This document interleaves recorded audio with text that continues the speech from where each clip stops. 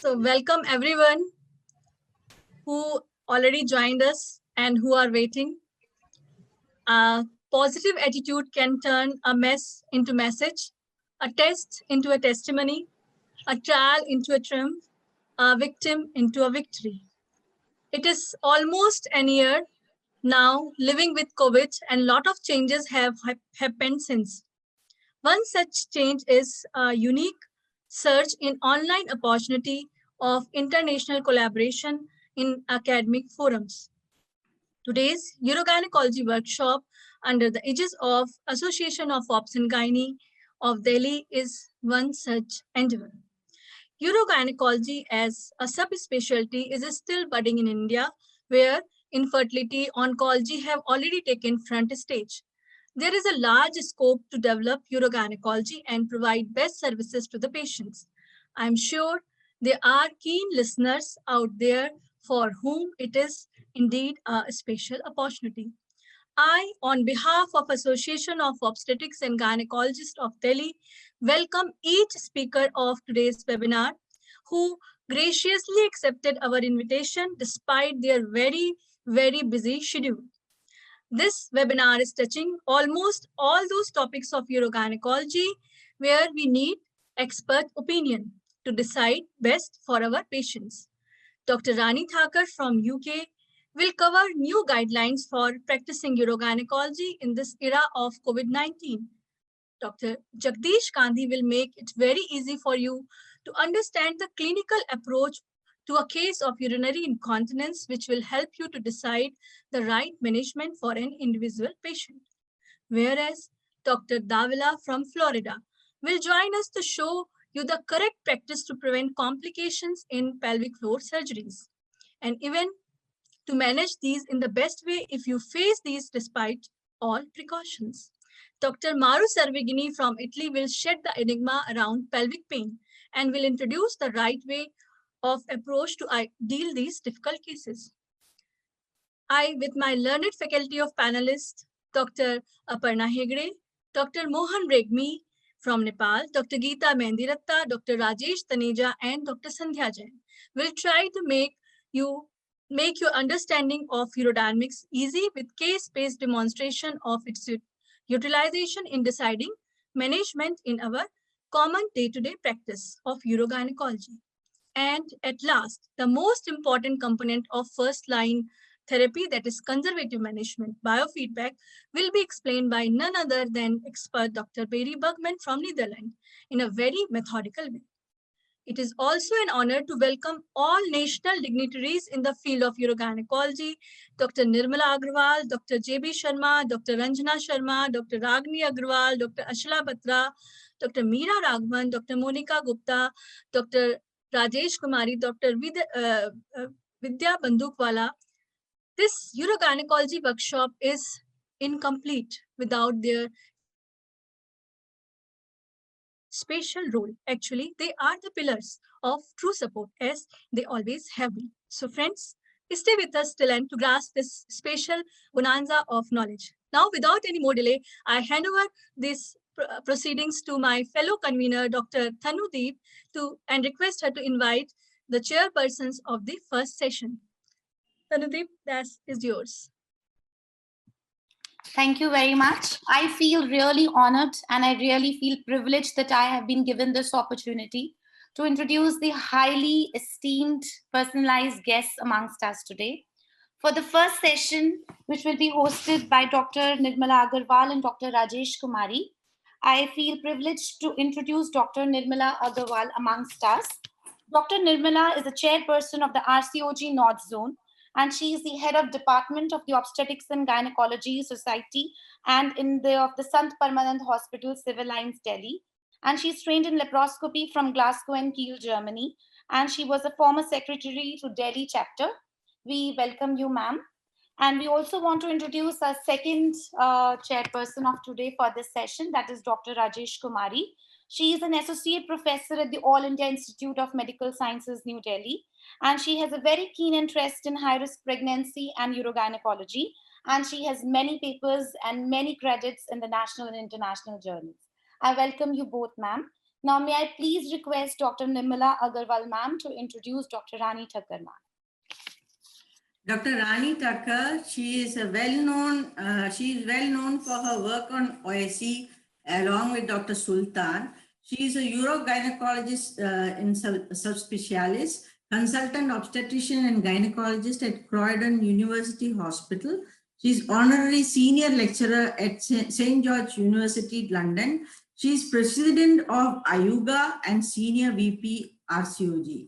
And she's going to speak on lessons learned in COVID times, defining new normal in urogynecology.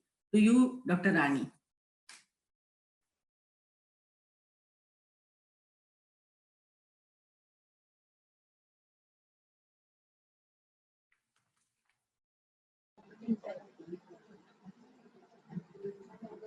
Mr. Smith? To unmute. Thank you so much for this kind invitation and for asking me to talk about a subject that is affecting our lives so dramatically in recent times. I'm going to talk about the lessons that we have learned during this pandemic pertaining to urogynecology and see if we can define a new norm in our practice. It doesn't seem right to start without acknowledging the hardships caused by the novel coronavirus during these unprecedented times. I think each one of us has been affected in some way or the other, and I do hope you and your families are keeping well. As the second wave is hitting many parts of the world, I think it would be fair to say that we are all grappling to find out what the new norm is going to be. When the virus hit us just overnight, our worlds were turned upside down. Our personal life changed, our work lives changed, the way we practice changed. Our operating lists were cancelled, clinics were cancelled. We had to find innovative ways of communicating with our patients. And this is particularly frustrating with our urogynecological patients who are quite elderly. And it doesn't seem like things are really changing. So what have we learned from this? And how will it affect our future practice? The impact on medical services have been huge, especially non-communicable and benign diseases, and this is where urogynecology comes in. There have been cancellation of hospital appointments, elective surgery, there's been reassignment of staff. Many of our staff were moved to obstetrics, gynecology was completely ignored, and some of our junior staff even were moved to ITO and A&E. And we had to find alternative techniques for continuing care being implemented to our patients. It's with this background that in IUGA, the International Urogynecological Association, we decided to develop guidance for management of patients with urogynecological conditions. In developing this guidance, our objectives were to reduce the risk of person-to-person transmission and to make best use of very limited human interactions and physical resources that were available. Human interactions is particularly important in urogynecology as many of our patients were elderly and we should not be exposing them to unnecessary risk of infection. In developing this guidance, we asked ourselves, which conditions do we need to focus on?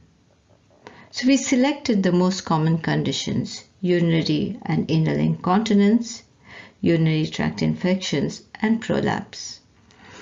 The next question is, who could do it? Well, urogynecological conditions can very well be treated by a multidisciplinary group: doctors, nurses, and physiotherapists. So the next thing is, how do we deliver safe practice, especially if we are going to be forced to do it remotely, and how do we actually deliver this in practice?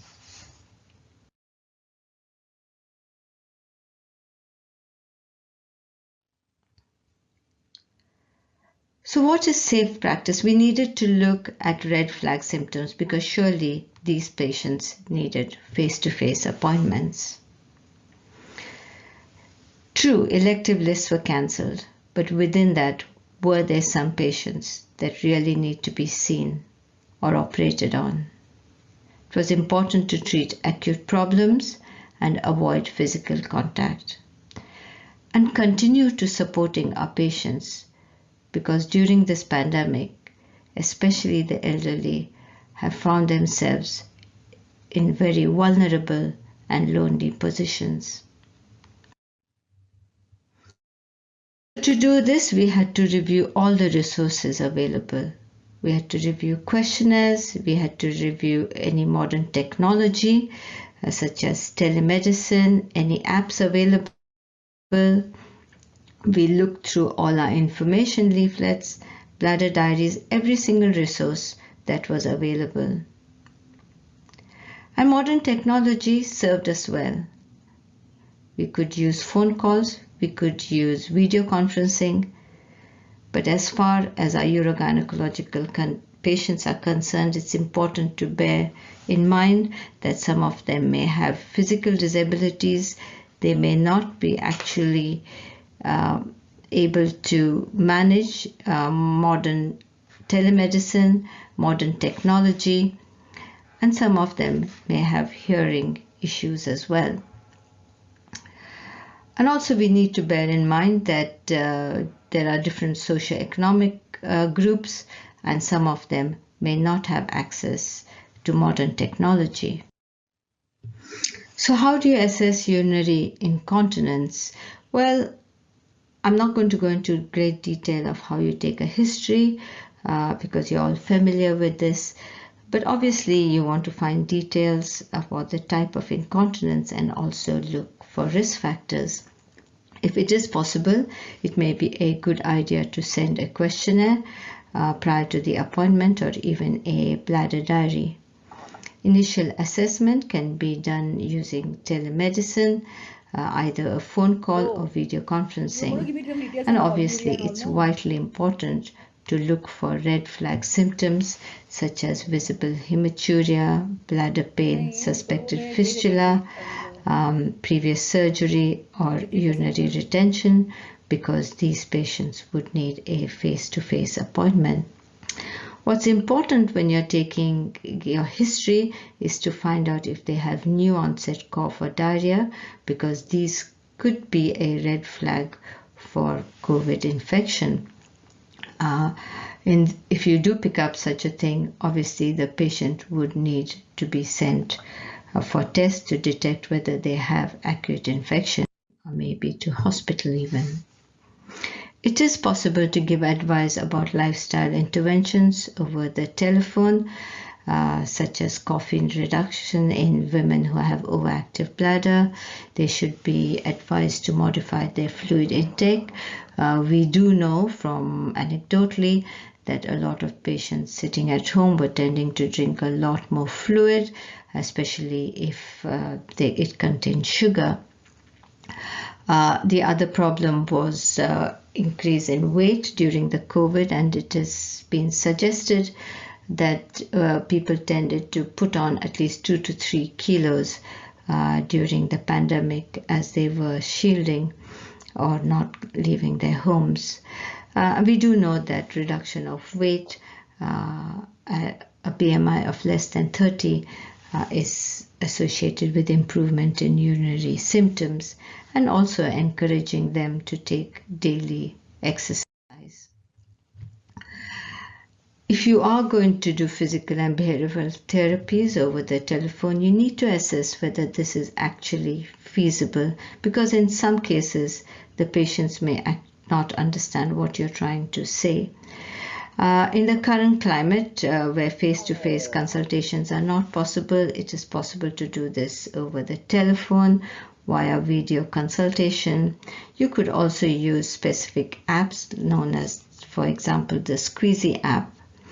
We also developed instructional videos which are available on our website, and there are also information leaflets now available in about 15 different languages. and these can be sent to the patient. Remote telephone follow-up is recommended on a monthly basis to keep in touch with your patients. Now, we do know that intensive physiotherapy, bladder retraining is much more effective than just giving a leaflet, but so are the circumstances, and we have to modify our practice. This is a website where all information leaflets on different conditions, 40 different conditions, are available, and I would urge you to use them. This is a video that we developed for physical therapy, again available on our patient website. When it comes to medication, it's important that you do a risk assessment because many of our patients have other situations such as poor bladder emptying, cognitive impairment, or even dementia. And antimuscarinics for overactive bladder can severely affect these patients. And the last thing you want is a patient who has a fall during the pandemic because they have taken a medication such as oxybutynin. We also know that there is a possibility of anticholinergic load, especially if patients are taking other medications. So it's important to find out what other medications they are taking and also whether they have any cognitive impairment. Be aware that many patients may be on hydroxychloroquine. This can affect the ECG changes, the QT syndrome, which many antimuscarinics can also affect, especially sulfenacin.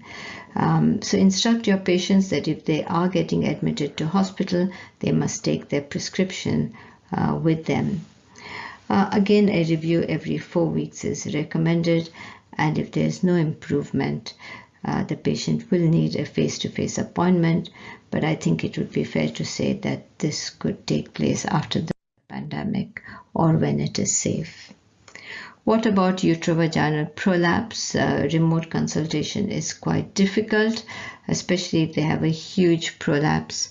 So in your initial communication with your patient, try and find out if they have, how severe their symptoms are. And if the prolapse is not that bothersome, then it can be managed using pelvic floor muscle training, and you could go through this using the apps, or you could go through this using video or even instructions over the telephone or video conferencing. What's important, I found that many patients could not understand what this lump that they were experiencing was all about, so they need a lot of reassurance that they did not have cancer. Obviously, if they have a huge bulge which is affecting their bladder and bowel emptying, or if there is ulceration, a face-to-face appointment would. A large number of patients in our practice have pessaries, and this is particularly important that it is changed regularly and not forgotten. As you know, forgotten pessaries are the ones that end up with problems. The recommendation is that all these patients are contacted remotely. If they have bleeding or pain, then a face-to-face appointment is mandatory to change the pessary. But if they have no problems, they can be reassured and the change can be delayed for a further 3 months. So what about post-operative follow-up? Well, some patients who had surgery prior to the crisis, obviously their appointments were cancelled or postponed. These appointments can be carried out virtually using telephone or video consultation. However, if you identify during your consultation that the face-to-face appointment is needed and that is the only option, then the patient needs to be seen in hospital. Obviously, it's important to wear the recommended PPE.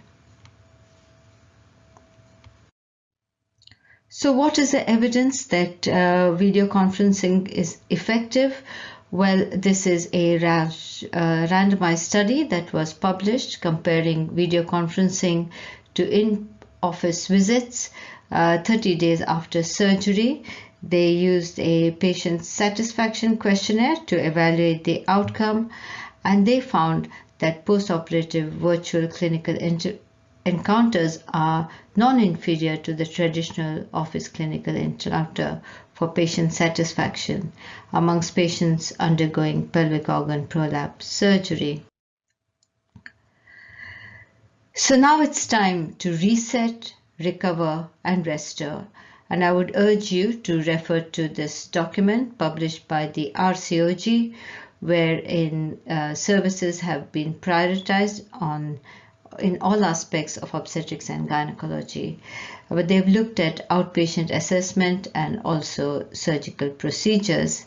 Essentially, they've been divided into emergency. In case of urogynecology, this would be acute retention, which is obviously treated with a catheter. Those with severe pessary issues or serious pessary issues are seen within 7 days. Those with pessary issues, those who need trial without catheter and have postpartum issues should be seen within 30 days. And all incontinence and prolapse outpatient appointments and also surgery are seen after 30 days. What is important, especially in our patients who are coming in for an operation to improve their quality of life, is to warn them that when they come in, they're at high risk of COVID-19, especially if they have a general anesthetic and if they have comorbidities.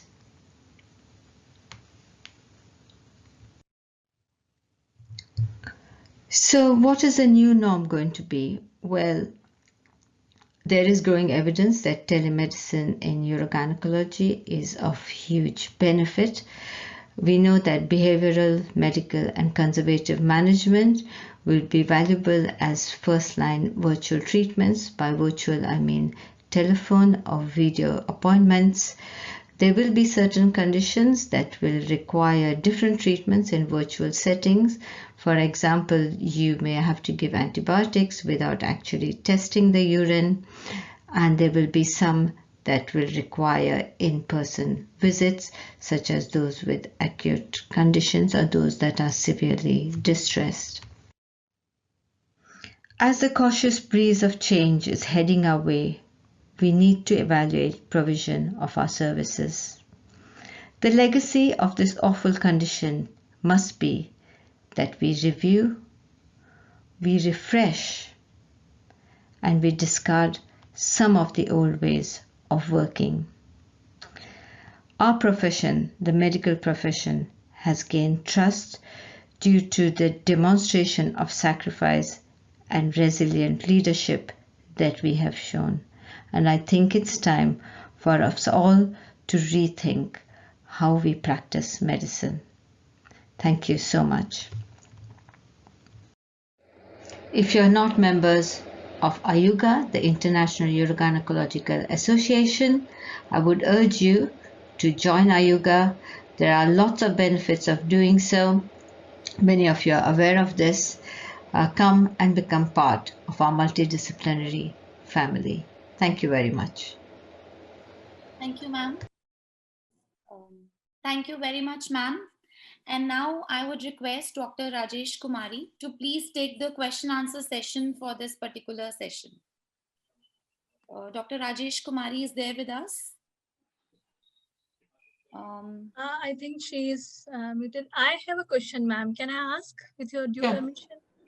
Yes, ma'am. You just mentioned that if a patient is on hydroxychloroquine, so we should be very cautious about prescribing antimuscarinic, especially solifenacin. So tell me, if we cannot give that patient the beta-3 agonist like mirabegron because of some kind of contraindication, then once we have to choose among antimuscarinic, which is safe, or we have to stop hydroxychloroquine, or what would be the kind of approach in such a scenario when once we have to treat the urgent continence and patient is already on hydroxychloroquine? Sure. So you have to weigh the pros and cons of what is more important. Urinary incontinence is a chronic condition. She's probably had it for a long time. So, which one do you treat? If you have to treat COVID, if hydroxychloroquine is what you believe in and what you give, it's controversial, as you know. Yes, ma'am. But if you are going to give it, then that should be the treatment that you're going to give, and leave the urinary incontinence treatment for later on. What we do know, the interaction between the two is the effect on the ECG and the QT segment. So they advise us that if you are going to get admitted in an area where they give hydroxychloroquine, you take your drugs, the list of drugs with you, so that the people who are treating you are able to decipher what is exactly happening. Because you can imagine the confusion if you can't work out what the issue is. It's the drugs, but actually not a major problem. Thank you so much. Thank you, ma'am. Thank you, ma'am. It was a very enlightening lecture. And now for the next session, which will be Is chaired there any by... other question from anybody else? Just Yes, ma'am. we are having enough time, so just ask for any other question. Anybody else is having any other question? So we don't have anything in chat box as well. Yeah, people can post in chat box as well. I don't think so, because this is only for the faculty. Yes, ma'am. So anyway, if there would be any question, we will later take those questions, and Dr. Rani can answer in chat box as well. Yeah, you can proceed. Okay, thank you, ma'am. Thank you so much, ma'am. For the next session, I invite Dr. Ranjana Sharma and Dr. Ragini Agarwal, ma'am, to chair this session. Dr. Ranjana Sharma, she is a senior consultant, obstetrics and gynae, and a urogynecologist. She is a laparoscopic and robotic surgery specialist at Indraprastha Apollo Hospitals and Apollo Cradle Royal Hospitals, New Delhi. And she's an executive committee member of the AOGD Delhi Endoscopic Society, NARCHI and the Gibbs. She is also a chairperson of the Urogynae Subcommittee AOGD from 2015 to 2017. And ma'am was also a chairperson of the IMS Delhi chapter. So we welcome you, ma'am, to chair this session. Our next chairperson for this session is Dr. Ragini Agarwal, ma'am, who is very famously known as the cosmetic gynecologist. She is a clinical director and the head of department of the cosmetic gynecology and pelvic reconstructive surgery at W. Pratiksha Hospital, Gurugram. She is also the vice president of the FOXY 2020, and she was also the founder of the Gurugram Obsgynae Society in 2002. We welcome you, ma'am. Ma'am, please kindly introduce the next speaker for this particular session. Thank you, Tanu, and thank you, Anita, for inviting me. And AOGT is doing a wonderful job. And Dr. Rani has given us such a nice and crisp lecture. That's why there's no question in the chat box. Everybody has understood what message she wants to give us all. So it is my pleasant duty to invite Dr. Jagdish Gandhi, who is the lead consultant urogynecologist, Hull University Teaching Hospital, UK. Tier 3 educator in postgraduate ONG medical education and training, fellow of the Royal College of Gynecologists, examiner for RCOG London membership, is also the editorial member for Indian Obstetrics and Gynecological Journal and continuing author for many chapters. Over to you, Dr. Gandhi, for your deliberation. Thank you very much. I'll just share the screen.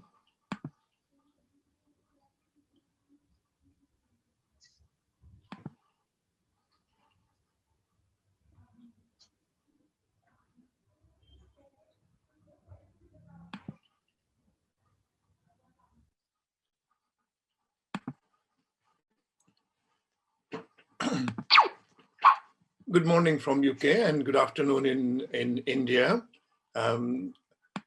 First of all, I'm grateful for inviting me to share my experience with delegates and faculties. I'm working as a urogynecologist at Hull Teaching Hospitals. What I'm going to talk today is clinical approach for case of urinary incontinence, and then what are the management options for overactive bladder, and for stress urinary incontinence. Now, Rani already have touched some of these areas, so that makes my life easy and I'll be able to skip those slides quickly. Amit also requested that if we can finish it a little bit early, there could be time for question. But I can see we are running quite ahead, so that should be quite okay. Everybody knows type of incontinence, and that includes the stress incontinence, urge incontinence, or a mixed incontinence. Depending on which survey you are taking, they are roughly 1/3 each.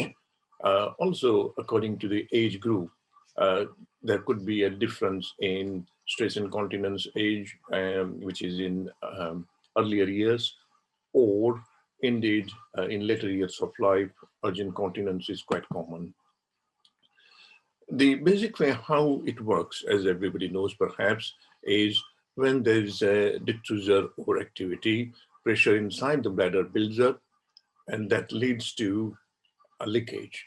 Now, a very simple guide to assess whether this is overactive bladder or not, generally because of the contractions altogether, there's a likelihood of larger leakage rather than a small amount.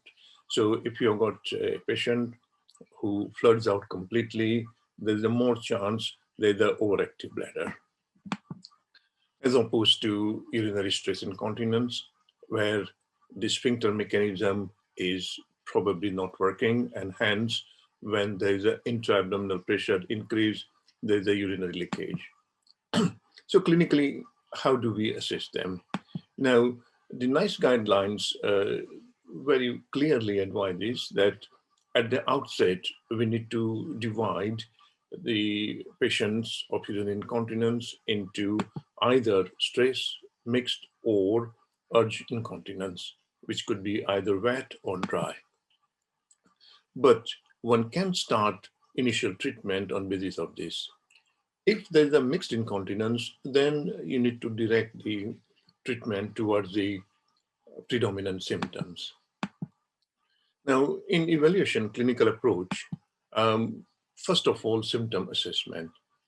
If there's a stress incontinence on physical provocation, more than likely. For detrusor overactivity, a triad of frequency, urgency, nocturia. The most important thing is the patient's perception. You'll be surprised, but some patients are quite happy with large leakage.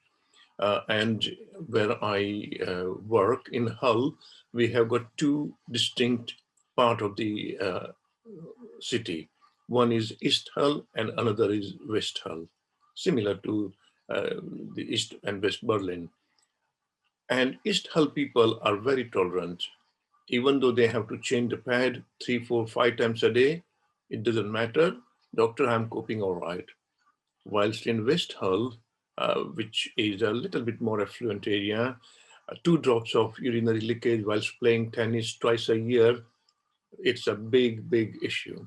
So its patient's perception is very important. There are several questionnaires which quantify that what kind of life problem are occurring. A bladder diary is something which probably is very essential, maintaining it for 3 days minimum, and that will give you idea about capacity of the bladder. It will give you idea about frequency, nocturia, and so on. Examination, I'm not going in much detail, but just to rule out retention abdominally and any neurological deficit, because as you know, the neurological deficit could lead to bladder dysfunction. Vaginally, you need to rule out any atrophy or any other lesion, for example, prolapse, which is also associated with bladder and bowel dysfunction. Now that's very funny, isn't it? Having an office in the toilet or toilet in the office. And that's exactly what I want you to remember. Remember word fun. And the fun is frequency, urgency, and nocturia. If the bladder has got fun, the patient don't have fun. And most likely they have got overactive bladder. So how do we approach The investigations. The simple investigations like dipstick test, and as you know, some of the symptoms, they do overlap with uh, things like cystitis or a bladder or polyp and so on. And if there's a chance that dipstick test shows a positive for nitrates and leukocytes, you need to treat it with antibiotics and send for the culture. And likewise, if there's a hematuria, as Rani mentioned already, um, you do need to take special care. If they are over 40, they do require investigations. If there's a frank hematuria, it does require urgent reference to a hematuria clinic. Culture and sensitivity are the cases where it's not very clear whether there's an infection or not, and that could be helpful. Pad test now no longer is used in UK. NICE is very clear. It's not really required. It's not helpful clinically either. Bladder ultrasound scan in very selective case, especially to assess if there is any urinary retention or there is a large volume post void. Uroflowmetry is very restricted to only few cases where there are obstructive symptoms, and it could be helpful. It's more helpful in male population and urinary symptoms rather than female one. More invasive investigations, urodynamics. Now, I see from the program that there's a session dedicated to urodynamics, so I'm not going to detail too much about it. However, suffice to say that it's the recording of bladder pressure during filling and voiding. When there's a detrusor overactivity, the contractions do occur when patient is trying to inhibit the micturition, and that is what gets recorded. Urodynamic stress incontinence, which was known as a genuine stress incontinence in the past, the bladder pressure exceeds that of the urethral pressure, and urethra can't stay closed, and you do get the leakage. Cystoscopy, very few cases where there's an unexplained hematuria or there's a very small bladder. And it may give some idea as well as a chance to treat it by hydrodistension. Just a simple slide for detrusor overactivity. You have got fluid going in. This is the pressure in the bladder. So that includes the abdominal pressure, which is this rectal pressure line. And when you take away rectal pressure from the abdominal, you get the pure detrusor pressure, which you can see is building up with a large detrusor contractions, a classical detrusor overactivity. So to sum up for clinical approach, a thorough history and clinical examination are always essential. And simple tests like urine analysis, bladder diary, and post-void residual urine may lead to a reasonable diagnosis, and you will be able to then devise the management accordingly. Perform urodynamics only where there are few indications, for example, suspected detrusor overactivity, and approximately 1 in 10 patients who do not give overactivity symptoms do come up with the result of detrusor overactivity when you perform urodynamics. So those are the cases. Or if there's any voiding dysfunction or cystocele, and if there has been previous surgery for stress incontinence. So these are the main indication for multi-channel cystometry. Getting to the second part of my talk, we'll talk about management of overactive bladder. Some of the area are touched by Ms. Thacker. I'll do it in a little bit more detail. Now, as you know, there are simple things. There are certain things which do irritate the bladder. And if steps are taken for these simple measures, number of people will be quite happy and they will be able to manage their incontinence very well. Advised modification of fluid intake. Whenever I think about this fluid intake, whether you need to increase or reduce, I remember a young mother who came with the symptoms that when I go on trampoline, when I go up, I'm fine, but when I'm coming down, Me and urine both comes down. Well, when we asked her to keep the bladder diary, to our surprise, she was used to drink 4.5 liters of fluid without fail. And we advised her the right amount of about 2 liters or so.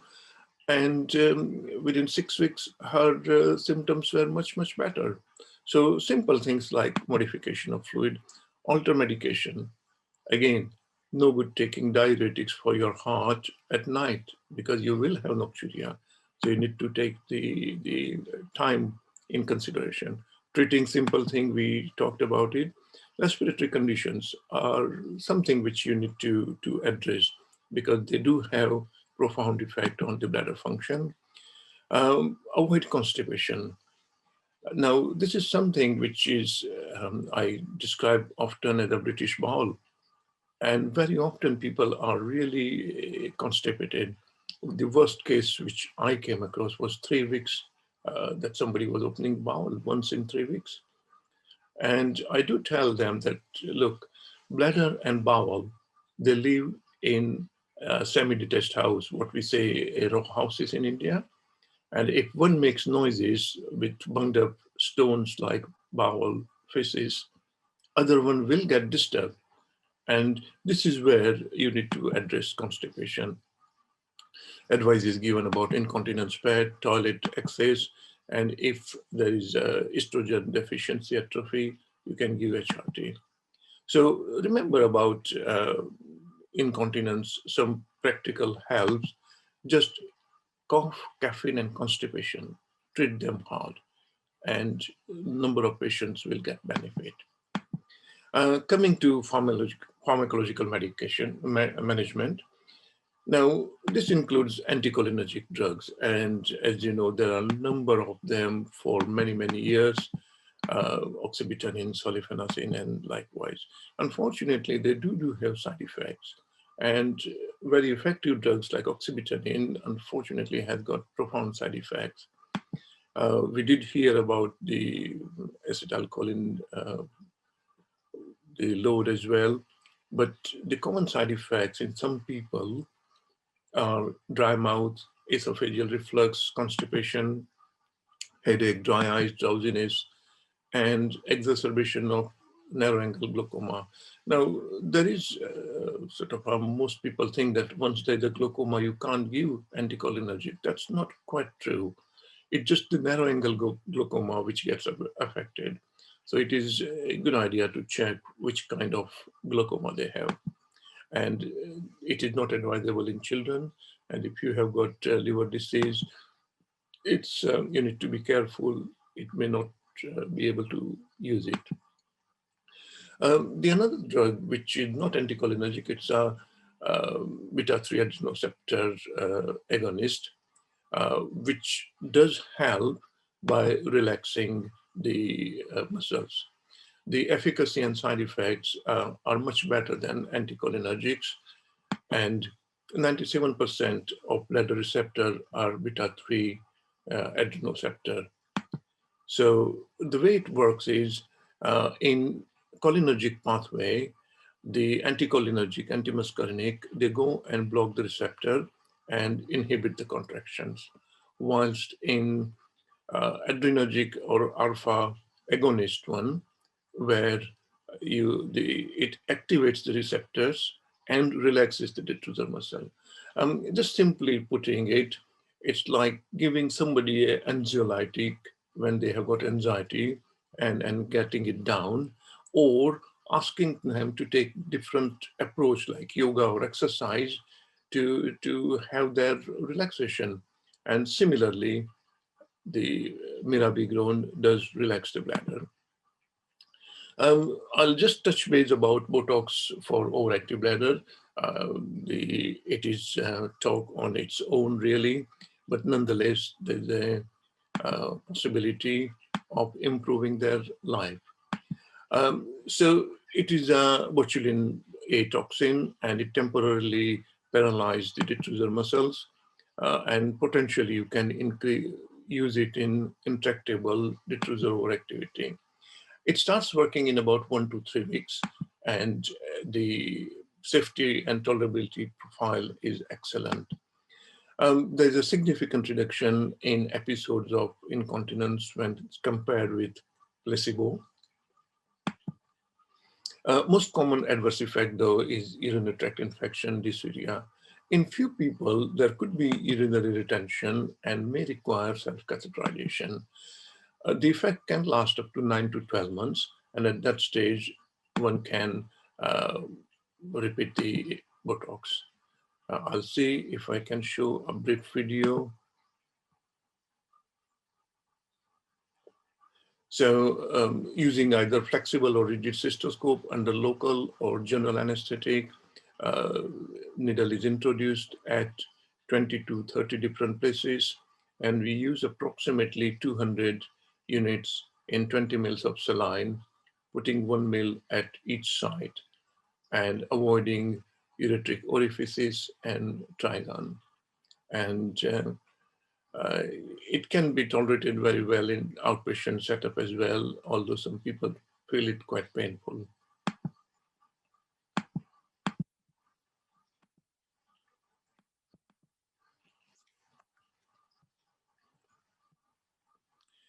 Right. This brings the last part of the talk, management of stress urinary incontinence.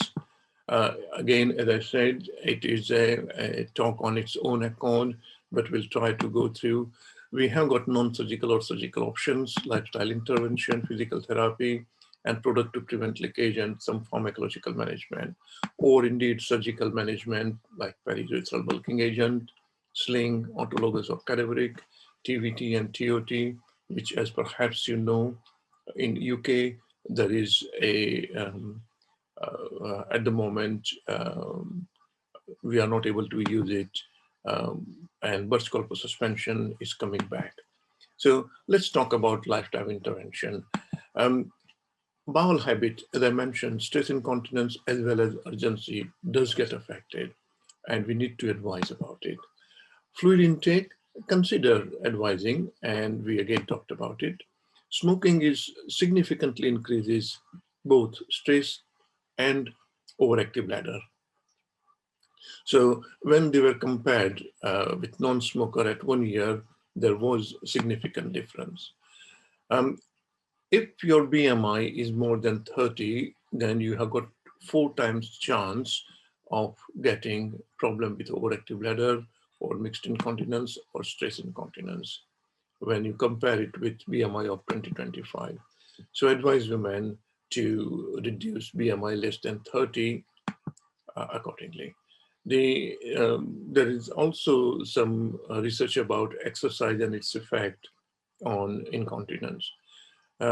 Long-term high-impact exercise like gymnastic in the past compared with low-impact exercise like swimming, and there was no significant difference in stress or urgent incontinence. So probably we don't need to worry about that part of lifestyle. The non-surgical options, pelvic floor muscle training, supervised or unsupervised, approximately 8 contractions 3 times a day. And nice advice is not to use perineometry or any electrical stimulation. The intravaginal metal device, again, they are not so helpful, and duloxetine can be used as a second line. The pessaries, there is no evidence really that it helps with incontinence. People who are not able to do fill pelvic contractions, there may be some use of electrical stimulator, and the devices like Divin or Uresta, they can be helpful to some extent in some people, but advice is not really very strong evidence. Surgical options, very briefly, you have got periurethral bulking agent, sling, Burst corpus suspension, and new concept like laser therapy. TVT and TOT, as you know, they are at the moment, there's a pause in UK. So what's happening in the UK?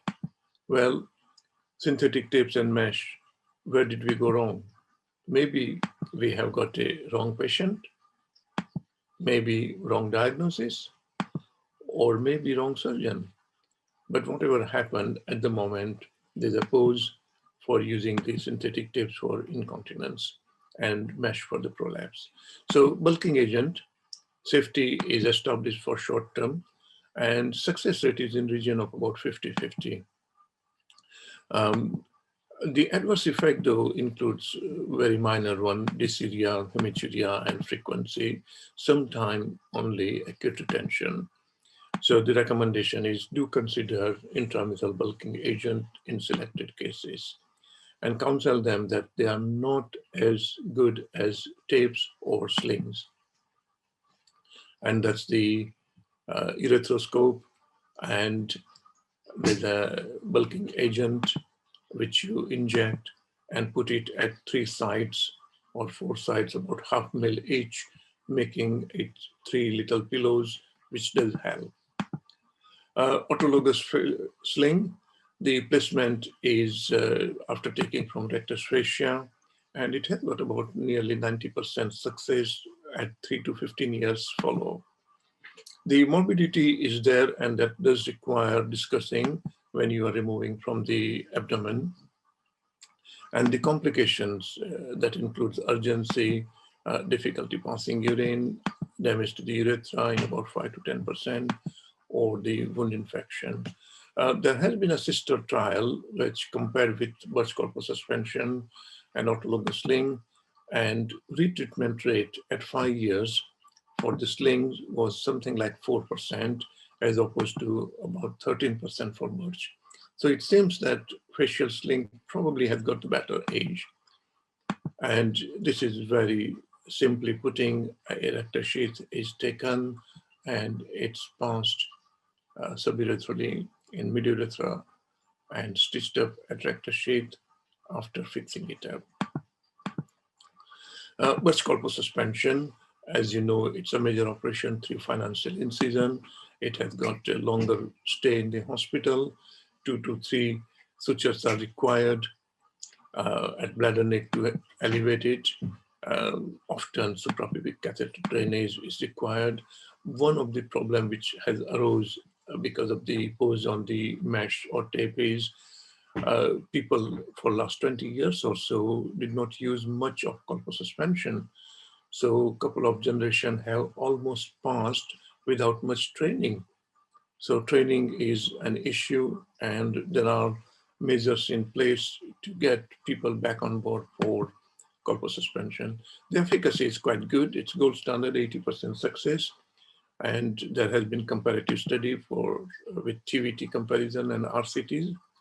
Complications, as you would expect, hemorrhage, vaginal prolapse in long-term incontinent, urinary urgency, and minor damage to the bladder during surgery.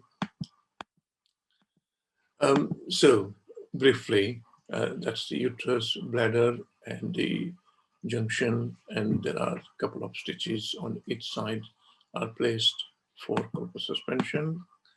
And finally, with other laser procedures, it seems that it is quite popular in commercial settings. The use does cause a little shrinkage in mucosa and underlying tissue. There's a neocollagenesis, and that promotes thickness and strength in the vagina. The improvement rate is something like 60 to 80% claimed, and there's no major adverse effect. Minor side effect like warmth and slight discharge and incontinence. But the more rigorous and adequately powered trials are required. So, final take-home message for surgical management. When offering surgical management, discuss the risk and benefit.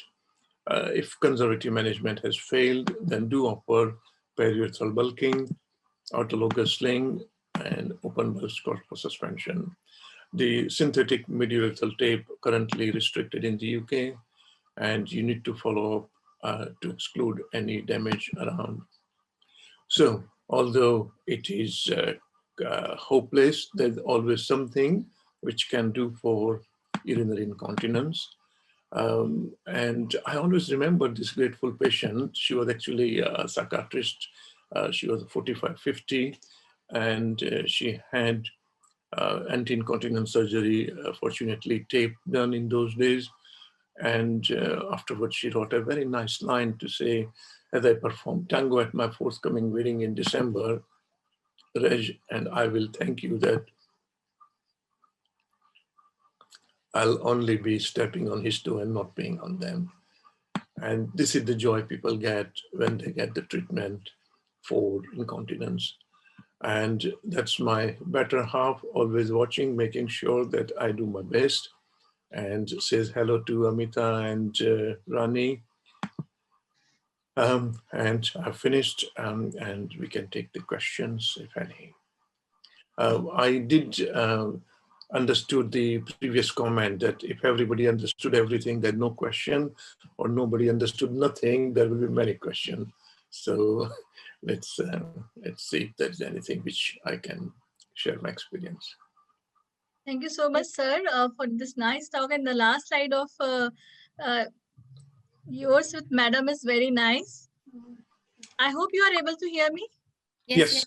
Yes, ma'am. And Yeah. I will request Dr. Anjana to take questions from the chat box. There are a lot of questions for Dr. Jagdish Gandhi. Ma'am, please unmute yourself. Yeah, thank you, Dr. Gandhi. Yeah, so for taking us through the whole journey of treatment of stress urinary incontinence and urgent incontinence. So we really had a roller coaster ride. Sorry, I was saying that the cancer rate People who were trained to do colpo suspensions, they were made to feel that they didn't know how to put in tapes. And when they learned to put in tapes, now we are back to colpo suspension. So that's interesting. Okay, now, so the one question there is in the chat box is, that is, what is your experience with duloxetine in stress urinary incontinence? Dr. Gandhi, please. Duloxetine came with a big bang about 10 years ago. It was in vogue for 4 years. As you know, it is also used as antidepressant as well, and number of patients were there. But unfortunately, the results are not great. It was thought that it does help with the muscular spasm of the urethral muscles, but results were not as good. And now, duloxetine is not given as a first line at all. It can be used as a second line in people who do not want to go for surgery straight away and wish to try something medication-wise. My personal experience is exactly same, and I do not use duloxetine as a first line. Okay, so the first line is always physiotherapy. But what I'm saying, when it comes to using the second line, you are already dealing with more severe problems, right? Correct. People who have not, yeah. So do you think if you combine duloxetine with, means it's not allowed in the UK, I think, but if you combine that with physiotherapy, the results may be better? I mean, there has been a few lines about it in NICE guidance as well, that a combination can help, because duloxetine on its own is not giving that much satisfaction or results. For example, cure is not possible. But combining it two together, probably I would say, yes, it may help.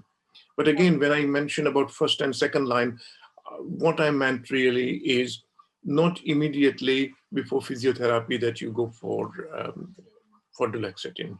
Sure. And there's another question. Could you please elaborate the role of perineometer and electrical stimulation? He said not to use it. Is that not helpful in evaluation? Sorry, somebody's mic is on and I can't hear. Yeah. So we can mute it and I can hear them. Mute all of them? Yeah. So the question is, could you please elaborate the role of perineometer and electrical stimulation? Yeah. You said, I think, not to use it. Is That's that right, not right. helpful in evaluation also? That's right. There are two things. One is And I showed one slide. I had a quite lot of information on this one, but because of time constraint, I couldn't put. But let me tell you now, as far as electric stimulation is concerned, it does help those people who can't feel their pelvic floor muscles. They do not realize where to contract. Second one is peridiometer does help people actually to see how much they are contracting. And there are quite fascinating gadgets available as well. Now that does help people to see how much they are progressing. So these are selective cases. When we say that do not give it, it means simply do not start it everybody, because if they can do good pelvic floor muscle exercise and you can assess it, then there isn't any really need for these gadgets. And please don't forget, in UK we have got National Health Service, and often all these things are sometimes people are reluctant to buy this thing, and there are limited supply which are given. But yes, Another quick there's a question. limited The role. choice I between think this will be covered by Dr. Berry Bugman, the All right. pelvic floor stimulation, everything nicely in and the choice between birch and autologous facial sling. What do you choose? I go for autologous sling. Although I was trained with Birch corpus suspension, but looking at the results and slight simplicity. And why? It has got slightly better results, and technically also it's a less complicated Is it procedure. more long lasting? Yes, the comparison was for 3 to 15 years.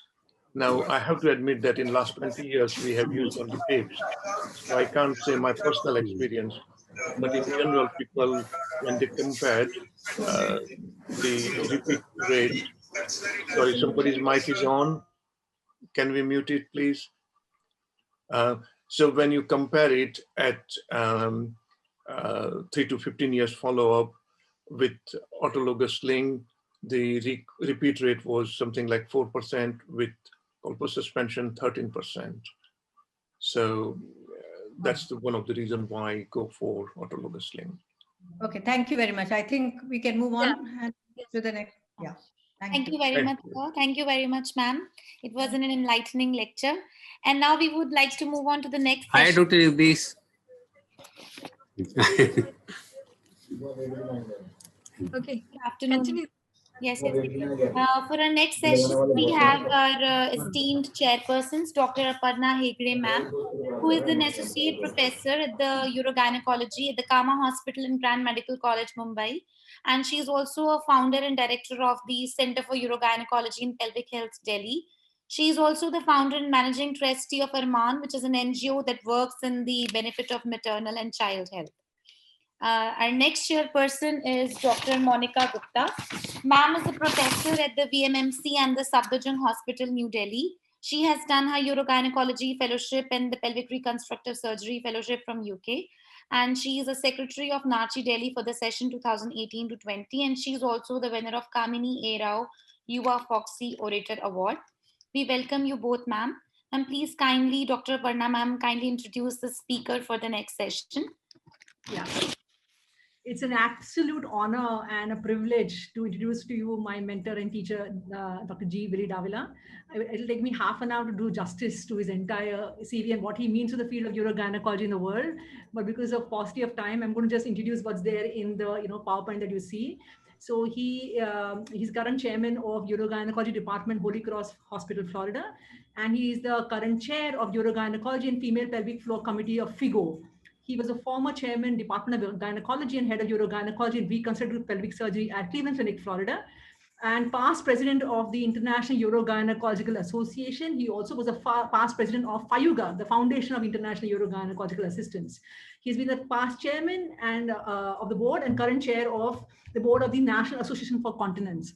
And I mean, equivalent to this, and in fact, more for people like me, is that he is a mentor par excellence. He's been a friend, philosopher, and guide to me and many budding urogynecologists all over the world, actually. And what I am here, is a lot to do what he has trained me in Cleveland, Florida. So thank you so much, sir, and it's wonderful to have you here. Oh, thank you, Aparna. It's your kind words are always so much appreciated. I appreciate your friendship and as well as the friendship of all my colleagues in India. It's so sad that we can't be together in person. This virus has really altered our interpersonal relationships, and hopefully it'll go away soon, and we can again get together and share experiences. So. Anyways, well, thank you very much for the invitation. It's a pleasure to talk. It's not my favorite topic in the world, I have to tell you, but it is a topic that we all should be very much aware of. So hopefully everybody can see my screen now, and let's talk a little bit about complications of surgical therapy. And just to be sure everybody can see my screen okay, and you can hear me okay? Yes, Yes, yes, we can.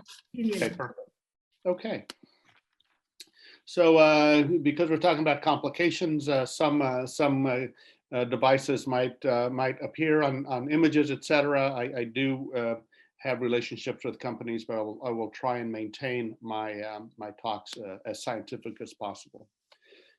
So one of my mentors is Tommy Evans. He is an American surgeon who was a true vaginal surgeon. And one day when I was a resident, we were doing a case, and he had a complication. And I don't remember the exact complication, but I think he got into the bladder during the vaginal hysterectomy.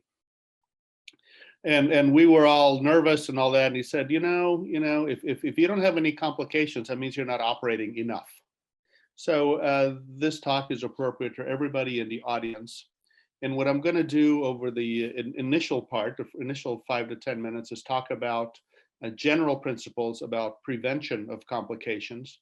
And then we'll talk about some specific complications, and then talk about mesh kits and complications, because I know people are still using mesh. So I'd like to use the example of the American College of Surgeons, and they have a quality maintenance program that most hospitals in the US will adhere to prevent complications, which as a consequence reduces surgical costs, and more importantly, improves surgical care and improves patient outcomes. So this program is widely accepted. Hopefully, at least some of you in the audience are familiar with it. It's used more for general surgery than for gynecologic surgery, but the principles are essentially the same. So high quality surgical care, but you have to collect the data, analyze the data, and be honest about your outcomes. And now you don't just collect the outcomes, these are collected by a centralized agency. And so a nurse or a coordinator collects the data, then you get feedback, and then you learn how to improve on your outcomes. Many international participants are present. And you can see this has grown. This is a few years old, and now many countries in Latin America also participate. But this is where the bottom line is, and you can see the program in this quip. The first column, the administration, meaning the hospital administration. The second column, and the percentage of complications that are missed, or data that is missed by the administration. You can see total complications, surgical site infections, wound disruption, UTIs, and mortality. And obviously they collect mortality very well, but they don't collect UTIs. They only collect a small percentage of wound disruptions, of surgical site infections. And so you need to do this in a very methodical way in order to collect your data. And more importantly, you have to follow the patients after discharge. A lot of hospitals will collect their data while the patient's in the hospital, and as soon as the patient leaves the door of the hospital, nobody knows what happened to that hospital. So you really don't know what your complications were. Somebody else might, because somebody else will end up seeing the patient and taking care of the complication, but you won't. And so you really don't know what your complications are about. So if you or your administration does not formally, prospectively track complications, you will not have an accurate reporting of surgical outcomes. Okay? This is important. Why?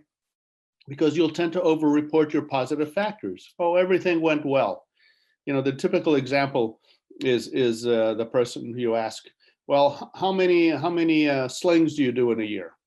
And they go, well, I do 400 slings in a year. I say, well, how do you know you do 400 slings? Well, you know, I did 10 slings last week, and I multiplied it by the number of weeks. It's not really true. Unless you really follow and collect your data properly, you're going to over-report your positive outcomes, and you're going to under-report your negative outcomes, because you really don't know what your complications are, what your patients who are dissatisfied are. They're going somewhere else, and you're not going to know that. So you tend to exaggerate the positive and diminish the negative. And of course, that's not correct when you're trying to be honest, especially about complications. So in terms of prevention, some of the recommendations: prophylactic antibiotics, obviously important, the right prophylactic antibiotic, appropriate hair removal, not shaving, but clipping. For those with cardiac risk factors, using beta blockers, venous thromboembolism therapy, whether you use pulsatile stockings or you use heparin or whatever agent is used in your country. Prevention of hospital-acquired UTI is very important, and for cardiac patients, there are a whole series of other prophylactic measures, and these have to be done. If you don't follow these recommendations, you're going to have complications. And in the US, they're called what's called never events, expected to have a 0% incidence. These apply a lot to, say, orthopedic surgeons or wrong side surgery, but for us as gynecologists, one of the main ones is leaving vaginal packing in. Patient going home with vaginal packing after vaginal surgery or after a vaginal delivery.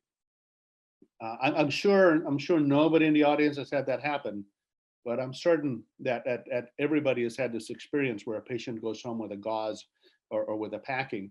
In the US, that's a never event. At the Cleveland Clinic, we had this occur a few times over a 6-month period of time because the nurses had not been trained how to remove vaginal packing. And this ended up being reported to the medical board here in Florida. So very important to remember, something as simple as removing the vaginal packing is very important. So when we talk about pelvic floor surgery, urogynecologic surgery, these are the risk factors and the complications we tend to fear the most. Perforation of the viscus, we'll talk about mesh in a little bit, dyspareunia, pain, infection, etc. Those are all very important factors to keep track of. And when you look at the data, and see what's reported, most papers will report under complications, but very few report on the management of their complications. And that's kind of a missing part of many publications on surgical therapy. They may report how many mesh erosions they have, but they don't report how they fixed them and how those patients did. Well, I'm going to tell you in a few minutes how people do after a correction of a mesh erosion. So prevention is clearly the key. Think before you enter the operating room, know your limits, use good assistance. When you start noticing that the case is difficult, you need to get help, or you need to think about how you're going to get out of trouble if you were to get into trouble. And for the preventative aspect and the post-operative care, use standardized orders. I mean, I assume many people use electronic medical records. The orders can be a standardized set of orders. Use that. Otherwise, you'll forget orders. You're busy. You're running around. You finish the case. You have to go somewhere else right away because you have somebody in labor, or you have to go have dinner with your family or whatever, and you forget your order. So use standardized orders. Very, very important in order to prevent complications. And the more severe the case, like complete uterine prolapse in this YAMA, but the more complex the case, the more you have to be cognizant of the fact that there can be complications, and the more you have to be aware of the need for help and the need for planning your surgical therapy before you get into the operating room. So have a good preoperative evaluation, have a very clear surgical plan in your mind. You should rarely have to change your surgical plan when you get into the operating room. You should determine in the office exactly what you're going to do. So if you have to vary the plan a little bit in surgery, it shouldn't happen very often, and it shouldn't be a major variation. So know what you're going to do. Medical clearance, obviously very important to make sure the patient is healthy and not at risk. And then drugs, obviously we talked about preoperative antibiotics, but the avoidance of blood thinners, very important. I know in India, And many patients take natural supplements, and they say, well, what medications do you take? Well, I'll take Inderal, and I take metformin, blah, blah, blah. Okay, is that all? Yeah, that's all. And then they bring this bag full of supplements and blood thinners that are not really recognized by us and by physicians. But a lot of antioxidants and fish oils and things like that are indeed blood thinners. And so keep that in mind. Preoperative antibiotics, I don't think I even need to say this. This is the standard part of care before surgery. DVT prophylaxis, obviously we talked about, very important. Regional anesthesia can be very useful for vaginal surgery, especially for older patients. And the usage of Allen stirrups so that you prevent any type of neurologic damage. This is the way to operate on patients. You notice that the hips are not overflexed, the knees are not overflexed, and the surgeon has ample surgical view to be able to perform the surgery properly. So these are called Allen stirrups. They may have other names other places. So these are very important for surgery. If you don't have these in your hospital, you definitely should get them, because this will allow you to operate properly. You get your assistance in the area, but avoid problems. And for example, in this image from a publication in 2013, I find it kind of interesting that the message is very clear that these are all the different nerves that can be damaged, but they're using candy cane stirrups, which are not the best way to go. So obviously, even in a very respected publication that gets a lot of mileage, they didn't use the appropriate stirrups to prevent damage. So the message is clear, but the way the message is being given is not correct. And of course, there are many nerves, and we could go spend an hour talking about the different complications from surgery. In terms of positioning the patient, do it yourself. I do it every time, or have the fellows do it. When I had fellows, make sure you don't flex too much. You avoid ephemeral neuropathy, etc. In the elderly, there's a whole protocol we follow in patients over 85. We definitely emphasize everything we talked about earlier. And at the top of that list, if surgery is needed for prolapse, will you do obliterative surgery that can be done either under local anesthesia or spinal anesthesia. So you can do a colpoclysis and resolve an advanced degree of prolapse. Intraoperative events, very important. People get anxious during surgery. Know your limits. You should not be anxious during surgery. During surgery, you should be able to relax, do what you know how to do what's within your limits. If things are not going properly, just stop and think, react promptly if there's bleeding or whatever problem. Get some help when you need it. There's nothing wrong with calling your friend and say, hey, listen, this is not quite going the way I want it to go. Help me out. It's all about the patient's well-being, not about your ego. Okay, very important to keep that in mind. And then all the other conditions that you need to be aware of that are conditions that are going to contribute to loss of visibility, large masses, somebody who's pregnant, obesity, somebody who has a propensity to bleeding, malignancy, etc. So keep these in mind. These increase your chances of getting into the bladder, ligating a ureter, getting into bowel, etc. And anatomy can be distorted by numerous other conditions, including endometriosis, which I'm sure is very common over there as well. The ureter in a very important location to keep in mind. I think we're all familiar with this. I'm just going to emphasize the fact that you have to be methodical during surgeries, especially hysterectomies, and keep an eye where the ureter is. Go proximal in the pelvis, find the ureter and trace it down as you're operating deep in the pelvis, so you know exactly where the ureter is. This is an image of a cystoscopy. If any of you have seen this image, as a lady who was having a TVT, you look in the bladder looks pretty normal. Look behind the bladder. It's a growing amount of dark fluid in the bladder. So that's a retropubic hematoma. Right? So you can see it on the cystoscopy. So this patient, if you were doing a retropubic sling, and you do the cystoscopy and the trocars are not in the bladder, but you see this image, you need to monitor this patient. It may be self-limiting.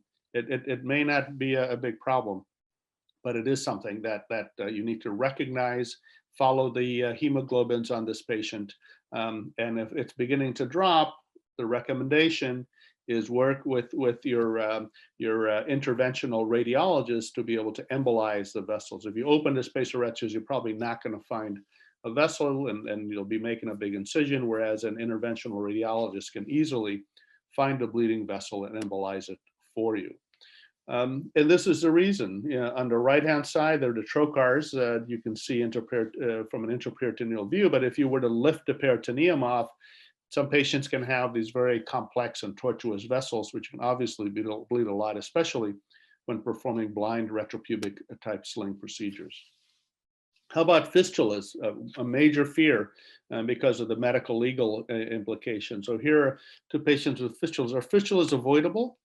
Well, they're not always avoidable. The things you can do to reduce the risk of a fistula is mobilize the bladder off of the low uterine segment when you do an abdominal hysterectomy methodically, sharp dissection, stay in the right plane, avoid cautery if there's bleeding, retract the bladder off the anterior vaginal wall carefully when you close a cuff, put a retractor to hold it out of the way. When you clamp the angles of the vagina, make sure you can visualize the ureters, same when you get the uterine vessels. Identify the ureters, again, proximally if you have fibroids or endometriosis. And if you're performing a vaginal hysterectomy, when you perform a McCall-Coldoplasty, when you plicate the uterosacral ligaments in the midline, do not go above the ischial spines. I know people say, well, you want to do a high uterosacral. Well, you don't have to go above the ischial spines. Go below the ischial spines, a centimeter or two below the ischial spines. You're going to have less risk of kinking the ureters and causing or placing a suture through the ureters and causing complications. Most vesicovaginal fistulas present 2 to 3 weeks postoperatively as a result of a suture hematoma or an abscess and break down into the bladder. Most fistulas are not anything you did wrong, just an abscess developed, and that abscess broke into the bladder due to the inflammatory process. So keep that in mind. Fistulas are not all preventable, but what you can do during surgery can help. In terms of healing, long and short term, definitely limit physical activities afterwards on a long-term basis, usage of estrogen cream, limiting physical activities and Kegel exercises. And be aware that recurrent prolapse is going to be more difficult to fix than primary prolapse. You look at this lady with complete vaginal eversion and a big enterocele, big fascial defect along the anterior vaginal wall. This is going to be difficult to fix. In somebody who wants to maintain sexual function, you're going to have to identify the fascia, close it, elevate the apex. It's going to be a difficult case. Don't try doing that yourself unless you're an experienced pelvic surgeon who can do that. The last few minutes to talk about mesh. A few things about mesh. If you're going to use mesh, and in the US, nobody uses mesh anymore. Yeah, I can't say nobody. There are a few people who do, but the risk factors are too high because of the medical legal situation. There are no mesh kits available anymore. Slings are available in the US. I know in the UK, they're really restricting and putting conditions on the use of slings, but here in the US, we can use slings, at least for now. Let's see what happens. But mesh, nobody uses. So women greater than the age of 60, smokers, and women with an elevated BMI, those are the patients who have a greater risk factors for mesh erosions. And the main thing is not using the right mesh. If you're going to use mesh, you have to use the low weight monofilament macroporous mesh. You can't use anything else. Avoid hematomas and don't put mesh in when you do a hysterectomy. So this is somebody with a sling that obviously is not a type 1 mesh, that this is something else. It's not type 1. As a consequence, this eroded. And you can see it completely eroded through the vaginal wall. Sacrocolpopexy still has a risk of mesh erosion, 10% in this large series of patients. Keep that in mind. Even sacrocolpopexy does have risk factors. After revision surgery, most patients, you can see the results, pain resolution in a good percentage of patients, dyspareunia, but it's not 100%. So if you have mesh contraction, mesh-related pain, the patients will have some persistent pain in a number of the cases. 60% of patients needed more than 2 interventions. And the patients who initially had in-office trimming, 73% of them still went to the operating room. This is a large series here from the United States. So trimming in the office probably is not going to work. And many patients will need more than 1 intervention. And most patients had their surgery somewhere else. So most patients don't come to you with their mesh complication, they'll go somebody else. In a large series we published along with John Miklos and Debbie Karp from Atlanta, large group of patients. You can see that pain was a major factor, whether it's mesh for prolapse or slings. Dyspareunia was second. And you can see the other symptoms. But pain is really what brings in patients to have their mesh revised. All types of slings were in the series. Some of them were like this. This is a bladder perforation from a sling. Whether it was put there or eroded there, I don't know. But this can be very difficult to correct completely. You need to remove the entire mesh. This was a publication when we started dealing with complications, talking about removing the entire mesh. You don't have to. You just need to remove the area that's tender, the other area that's contracted, the rest of the mesh. If you remove it, the patient's going to have recurrent prolapse, and if she has recurrent prolapse, what are you going to do, right? When you remove the mesh, blood loss. When you have multi-compartment mesh, then your blood loss is going to be greater. Risk of transfusion is greater.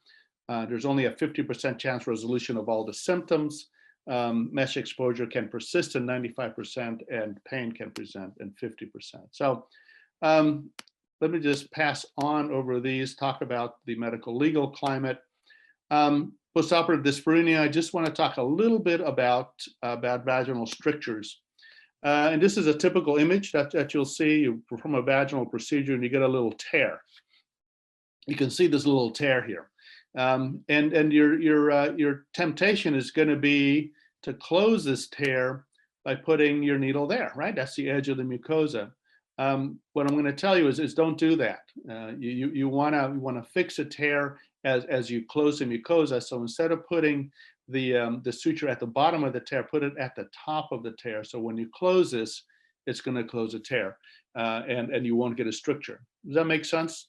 For many people, when they see this image, these images that I present this all the time, they go, oh, that makes sense. So if you find a tear, don't put your suture at the base, otherwise you'll get a stricture there. And if you put it, you fix a tear with your sutures, then you'll fix a tear. So surgical complications are largely inevitable. A lot of these are preventable by using protocols.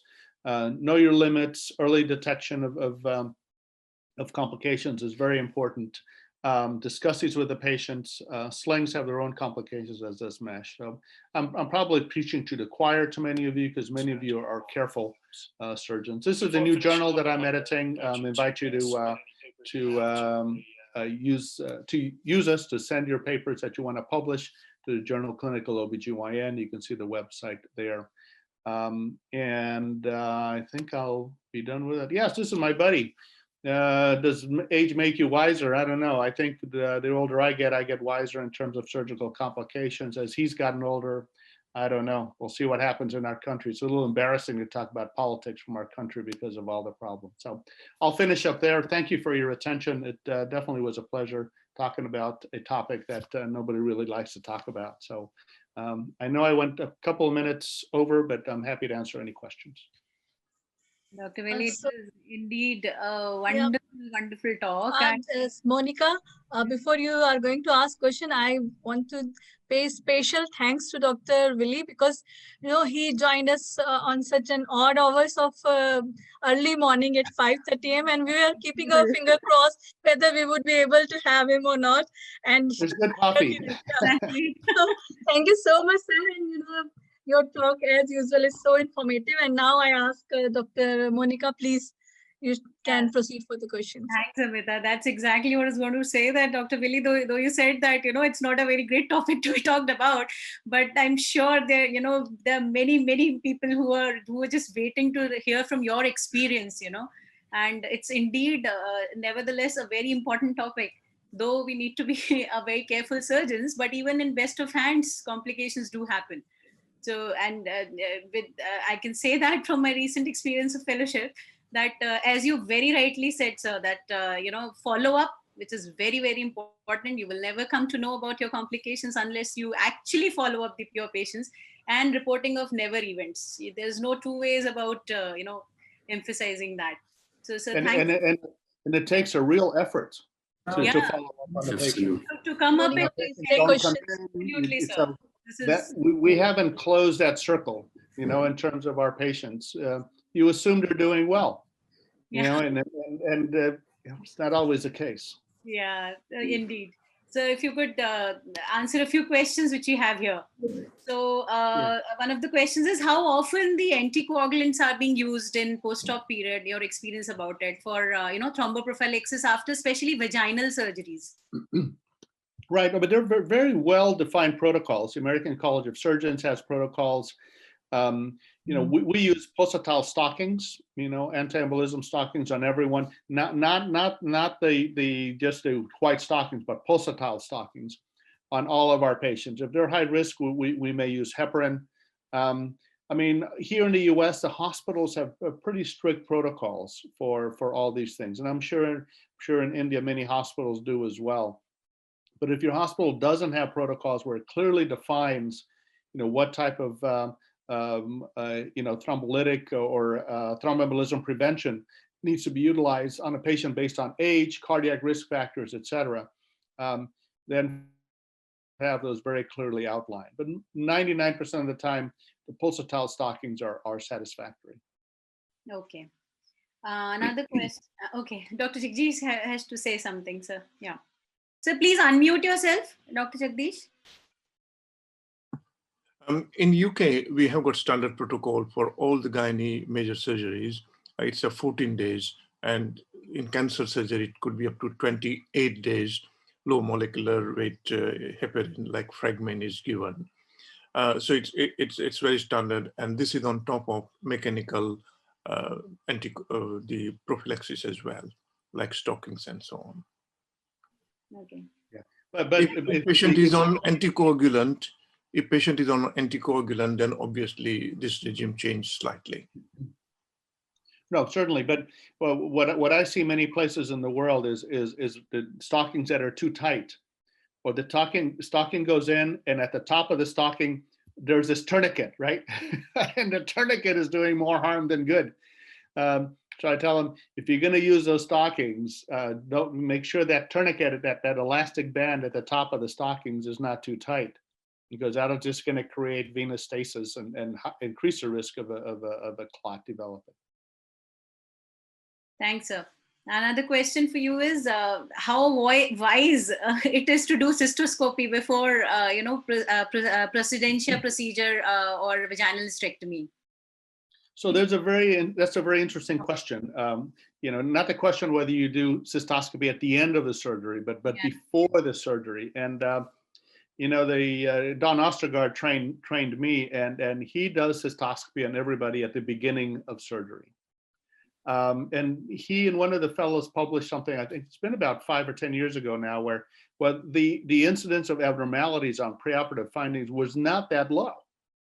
Whether it was a mucosal defect or a ureter that wasn't functional, or a stitch in the bladder, or a stone or something. I don't remember exactly the number. I think it was something like 5%. Now, what's the time factor? And your take on doing the cystoscopy after the surgery? 100% of the time. Okay. So that's if I do a reconstructive surgery, prolapse, a sling, any type of urogynecologic surgery, even just a simple vaginal hysterectomy, I do cystoscopy 100% of the time. Okay. A couple of reasons. One is that I want to make sure that I didn't ligate a ureter. I want to make sure that I didn't put a stitch too close to the bladder. But here in the U.S., we're just very, very cognizant of the medical legal environment we practice in. If an OBGYN were to have a urogynecologic complication, well, they're a urogynecologist. They're a gynecologist. If a urogynecologist has a complication, it's much more difficult to defend. And I think, even though it's not stated as a standard of care to do cystoscopy after every urogynecologic procedure, it almost is the standard of care in the US. So at the end of every surgery, I always do a cystoscopy. If I put a sling in the middle of the surgery before doing the posterior repair, I'll do the cystoscopy after putting the sling in. I won't repeat it at the end, but I'll do it when I position the sling trocars if it's a retropubic sling. So yes, cystoscope is there. Now you can make it so it's not a very time-consuming process, right? So when you know you're going to be doing a cystoscopy in the next few minutes, you can have the patient get indigo-carmine if you have indigo-carmine, have the anesthesiologist give her a little bit of Lasix. I use D10 as a distending medium for cystoscopy based on one of my fellows' thesis where it was better than indigo-carmine or fluorescein. But do whatever it is that you like to do to be 100% sure that you didn't ligate the ureters, that you didn't put a stitch in the bladder, etc. And under the circumstances, cystoscopy should just be a few minutes, should be less than 5 minutes. But prepare yourself, before you're ready to do the cystoscopy, about 5 minutes before, make sure everything is set. Because otherwise you might be there another 10, 15 minutes waiting for the ureters to work. I mean, if I were to count all the minutes in my life that I've spent waiting for ureters, it'd be a whole lifetime in itself. It takes, sometimes it's very frustrating and time consuming. So think about it, do it beforehand. Yeah, on that note only, what's your take? Monica, I would stop you here because we are getting late. No, we are getting too late. Other speakers are waiting. We can take the question answer later on, or you can post in chat box. And I think Dr. Davila would be happy to answer it, on the chat box. Thank you so much, sir. Okay. Thank you. Thank you for the invitation. Yeah. Thank you, sir. Thank you, ma'am. Thank you very much. And now we would like to move on to our next session, which is a combined AOGD GIBS session. And for this, we have 3 chairpersons. Dr. Rajesh Taneja, sir, who is a senior consultant, urology, andrology, and robotic surgery at the Apollo Hospitals, New Delhi. And he's also a founder chairman of GIBS. And he's a mentor in the holmium laser enucleation of prostate.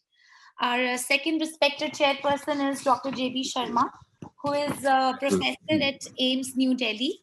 Sir is everybody's favorite at AIIMS, and he has been awarded the Dr. B.C. Roy Award by the Honorable President of India in 2015. And Sir has more than 300 national and international papers to his credit. And our third chairperson is Dr. Vidya Bandukpala. Ma'am is a consultant at the Touch of Joy Women's Clinic and Fertility Center, Saket Nursing Home, and Nanavati Super Specialization Hospital. We welcome you all.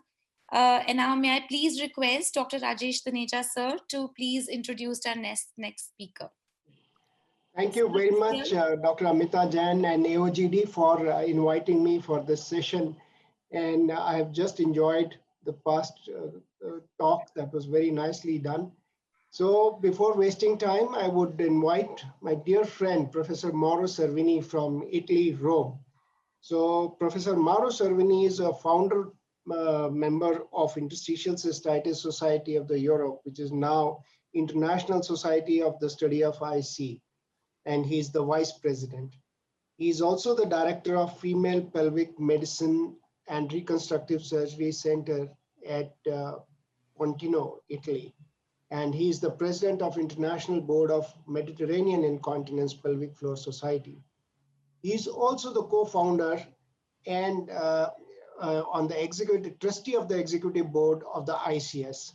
So I present to you Professor Mauro Servini. Professor Mauro, we are waiting for you. Please go ahead. Okay, thank you. Thank you, Ajay. I would like to share with you could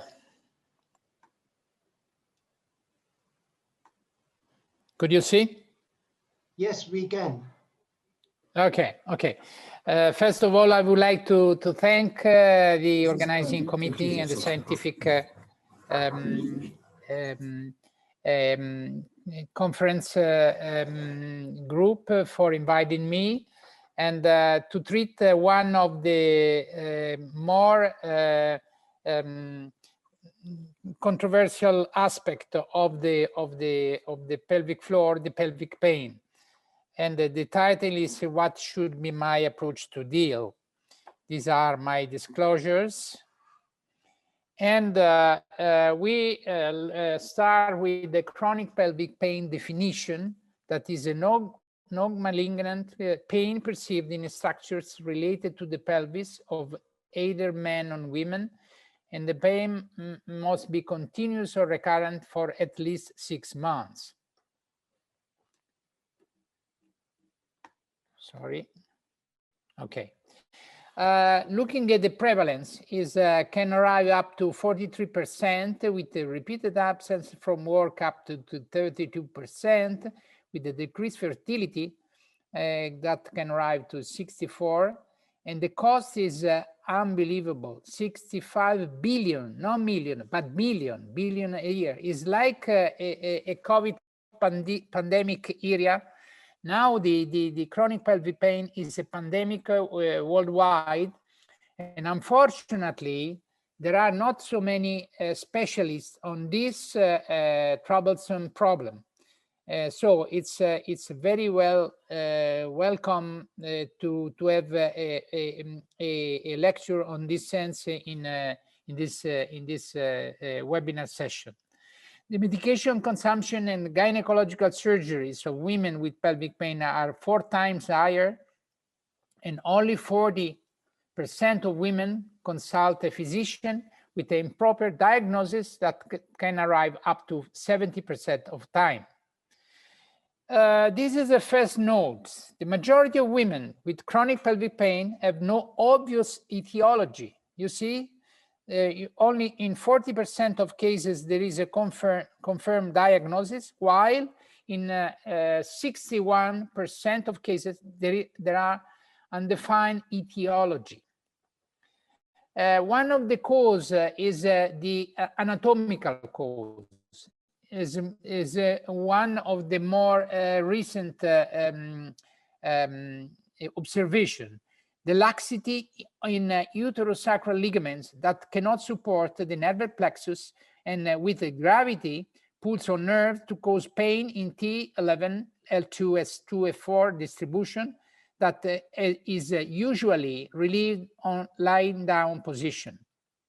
This is the integral theory proposed by Papa Petros, in which you see the pain can arrive with the dyspareunia to quite 50%, and is mainly related to the posterior compartment of the pelvis. Looking at the surgery, the myth number 1, the traditional pelvic surgery cannot determine chronic pelvic pain. That is not true, because you see, if you look at the native measure, you can see that also with the anterior colporrhaphy, with the utilizing native tissue repair, you have an increase of dyspareunia and de novo dyspareunia, obviously, and chronic pelvic pain. And also, if you perform the procedure with a site-specific versus central fascial plication, you can arrive 16 to 70% of dyspareunia. But there are other risk factors on chronic pain after surgery related to the surgical technique, with the intraoperative nerve injury that plays a pivotal role, as well as the nerve injury that can occur by stretching or crushing of nerves during tissue retraction, or in cutting skin, viscera, or fascia, and also the duration of surgery that influences the development of chronic pain, with operation lasting greater than 3 hours, associated with an increasing risk. There is also another pelvic painful syndrome after sacrocolpopexy that can occur following hours of surgery up to 4 weeks. And the syndrome includes a very severe pelvic tension, rectal pain, pain in the buttocks, perineal, vaginal, vulvar, or anal neuropathic pain, like pudendal neuralgia, and worsening sitting, but also walking and laying down with perineal hypoesthesia, probably would be overcorrection syndrome after sacrocolpopexy. But the mechanisms are not fully known, probably excessive correction or irritation of sacral roots with clinical form of central pelvic hypersensitivity, which is the evolution, very poor prognosis toward a complex regional painful syndrome. So, looking at the chronic pelvic syndrome, we have interfere with several visceral apparatus like lower urinary tract, female genital pain, gastrointestinal pain, musculoskeletal pain, neuropathic pain, and psychological, sexuological pain related to the severe and long-term symptoms with sometimes extrapelvic comorbidities. The urogenital pain belongs to the category of visceral pain that cannot be evoked in all viscera, is not necessarily linked to visceral tissue injury, tends to be a diffuse and pure localized sensation, and can be referred to other visceral and somatic structure of the same segmental level. Often patients with urogenital pain suffer from more than one pain in the lower abdomen, in the urethra, in the lower back, or in the vaginal area. But we need to consider that the bladder is the source of chronic pelvic pain in over 30% of female patients. Is a visceral source of pelvic pain. This is very impressive in terms of numbers. And this is why the problem is related to the bladder.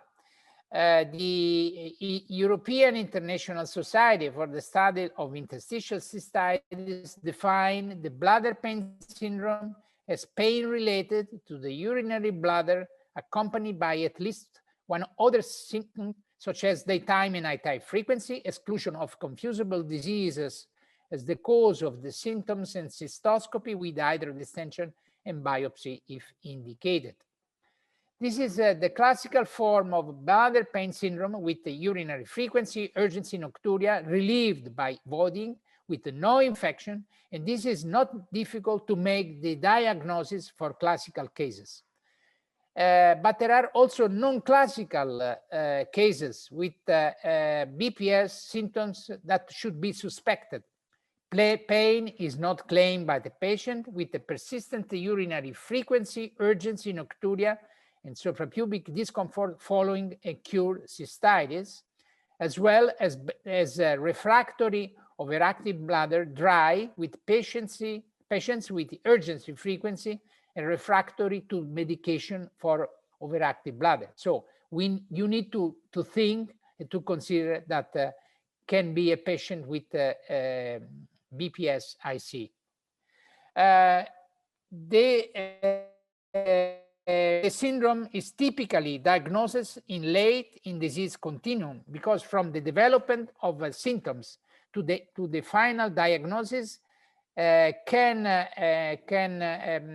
pass at least 5 to 7 years. The patient see at least 5 physicians before diagnosis with a significant reduction on the quality of life. And the patient may have unnecessary hysterectomy because gynecologists, they think that the problem of the pain is related to the uterus, but is really wrong conception. And this is 2 to 7 years with the final diagnosis. The pathogenesis of BPS-IC are there are a lot of causes, but 3 main causes are considered currently. The role of glycosaminoglycans, the GEGS layers, the neurogenic inflammation, and mast cell presence into the bladder wall. This is the normal bladder with you see the GAG layer that is a kind of barrier that impede the toxin substance to enter into the bladder wall, causing the irritation of the nerve and the inflammation. The second cause is the neurogenic inflammation with a kind of antidromic firing with the release of nerve growth factor and substance P with altered membrane permeability. And this is a very impressive neuroimmune cascade. What's happened? This is, you see, in the top, the GEG layer. And this is the bladder wall with the mast cell, with the histamine granules. And there are a lot of inflammatory substances like substance P, bradykinin, nerve growth factor, and other pro-inflammatory action with cytokines and interleukins that elicit and stimulate the mast cell to release histamine that create in the micro area, the increase of inflammation with release of more histamine, TNF, and cytokines that create and stimulate the APF, the antiproliferative factor that reduce more and more the gag layer, and this is the vicious cycle that is complete. And finally, the third action is the mast cell activation. This is a electron microscope photograph of a mast cell in which you see there are a lot of receptors. One is the estrogen. This is one of the cause because it's more frequent, this problem on female population. We don't know until now, but probably the hormones, they play an important roles. So in conclusion about BPS pathogenesis, there is the urothelial defect, the mast cell activation, the C fiber upregulation that create a spinal cord and wind up that stimulate the visceral hyperalgesia and allodynia into the urinary, gynecologic, pelvic floor, and gastrointestinal apparatus. So this is a complex integrated pathophysiology. How can evaluate a patient like this? We can do a routine analysis or some optional analysis, including urodynamic, potassium sensitivity test that is quite abundant, and as well as vulvoscopy. One of the important steps to evaluate the patient is a suprapubic tenderness with the anterior vaginal wall, bladder-based tenderness, and levator muscle spasm, as well as rectal spasm. And we need to evaluate and stimulate all the myofascial trigger points that can be elicited during a physical exam with the bimanual evaluation with a finger into the vagina and a finger into the rectum, just to evaluating the painful area that can be elicited with the pressure of your hands.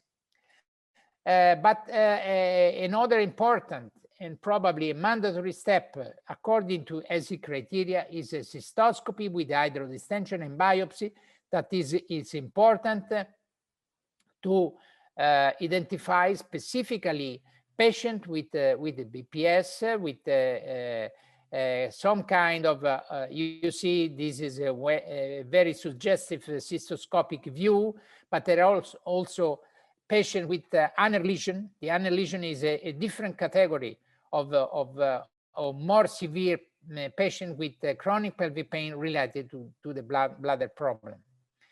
Not considering the female pelvic pain per se, but there are also some gynecological associated conditions like vulvodynia, endometriosis, pelvic floor dysfunction, as well as pudendal neuropathy that can all be associated gynecologic problem in patients with chronic pelvic pain. Important message that in case of women with pelvic pain and irritative bladder symptoms, you need to perform and associated with cystoscopy, a diagnostic laparoscopy. This is very important. Why? This is a very interesting review of more than 1,500 laparoscopy for chronic pelvic pain, and you see that in 35% of cases, the gynecologist said that I had no detectable pathology. You remember the number of 30% that is being related to the bladder? So it's extremely important to perform laparoscopy and cystoscopy in patients with pelvic pain and irritative bladder symptoms. So in conclusion, bladder pain syndrome should be considered in women with mainly on a refractory patient with a recurrent UTI with the symptom fail after antibiotic. In recurrent UTI symptoms, in a patient with overactive bladder that fail to the traditional pharmacological treatment like anticholinergics or the new miragripone, and so on and so on and so on.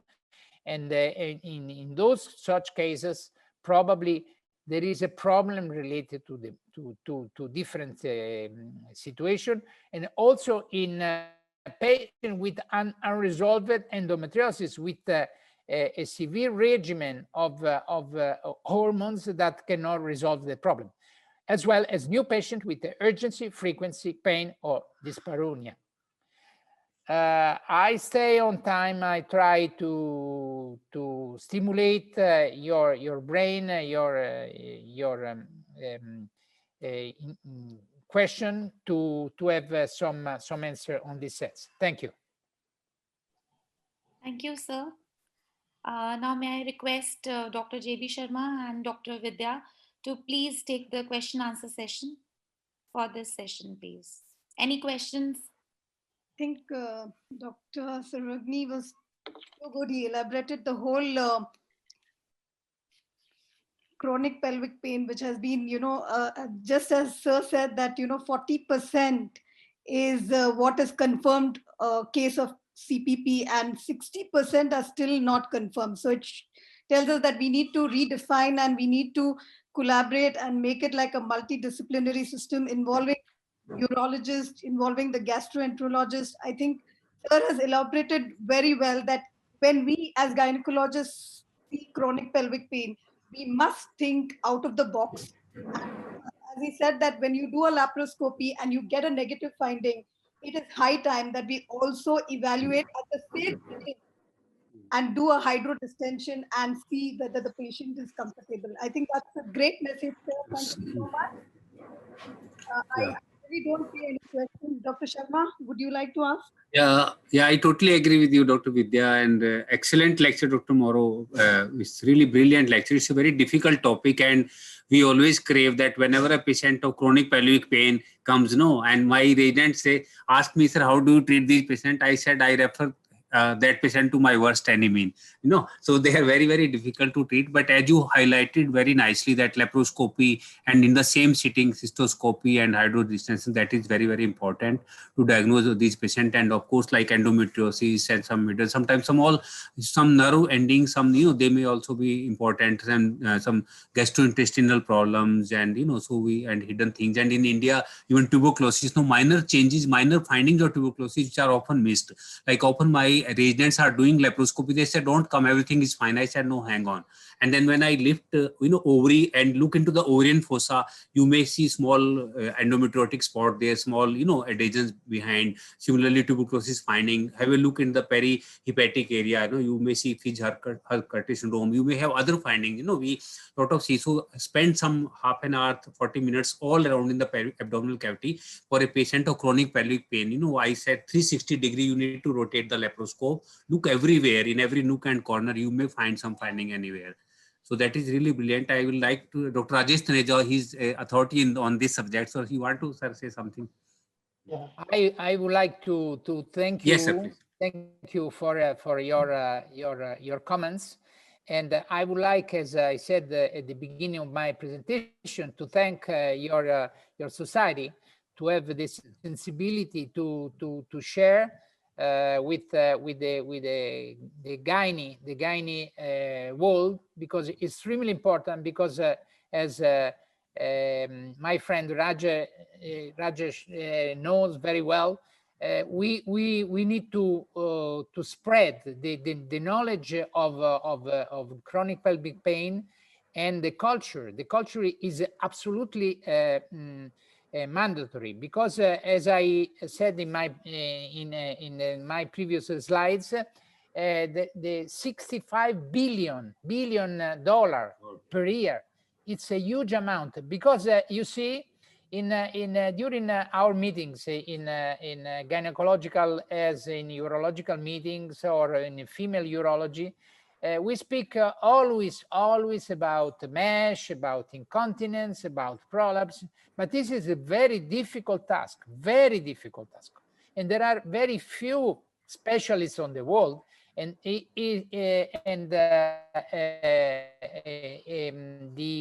the Asian societies, they need to take care about those women, because in the majority of cases they are completely abandoned, because there are sometimes no solution.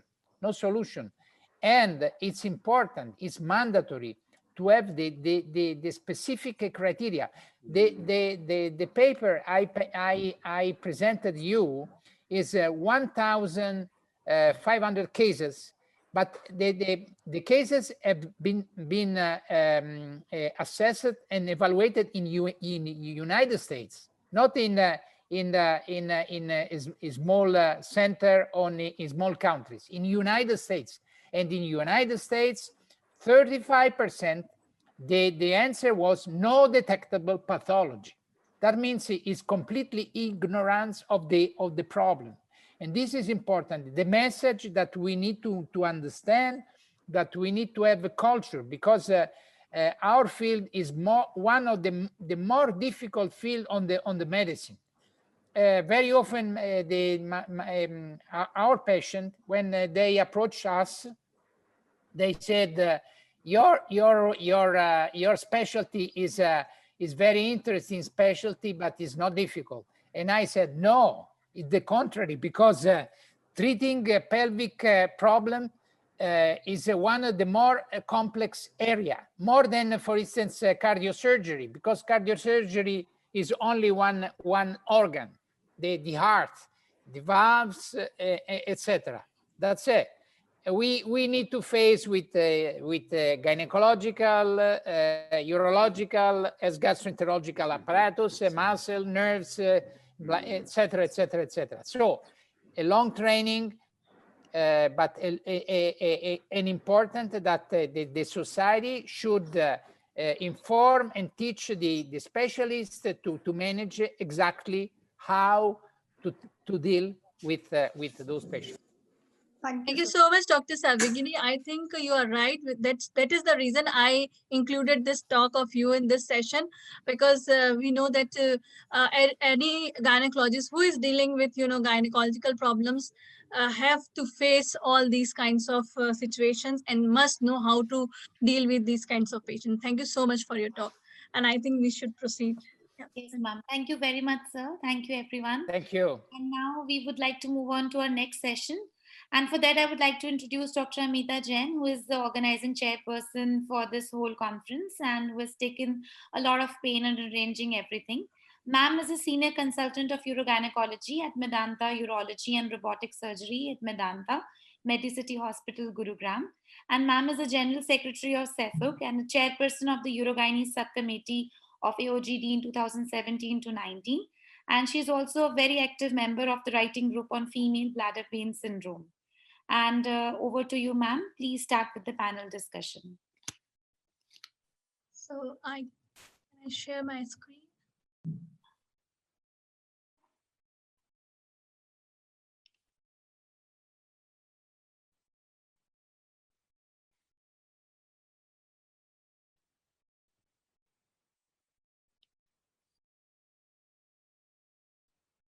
Just a minute. So whether you are able to see my... Yes, ma'am. Yes, ma'am. We are able to see, ma'am.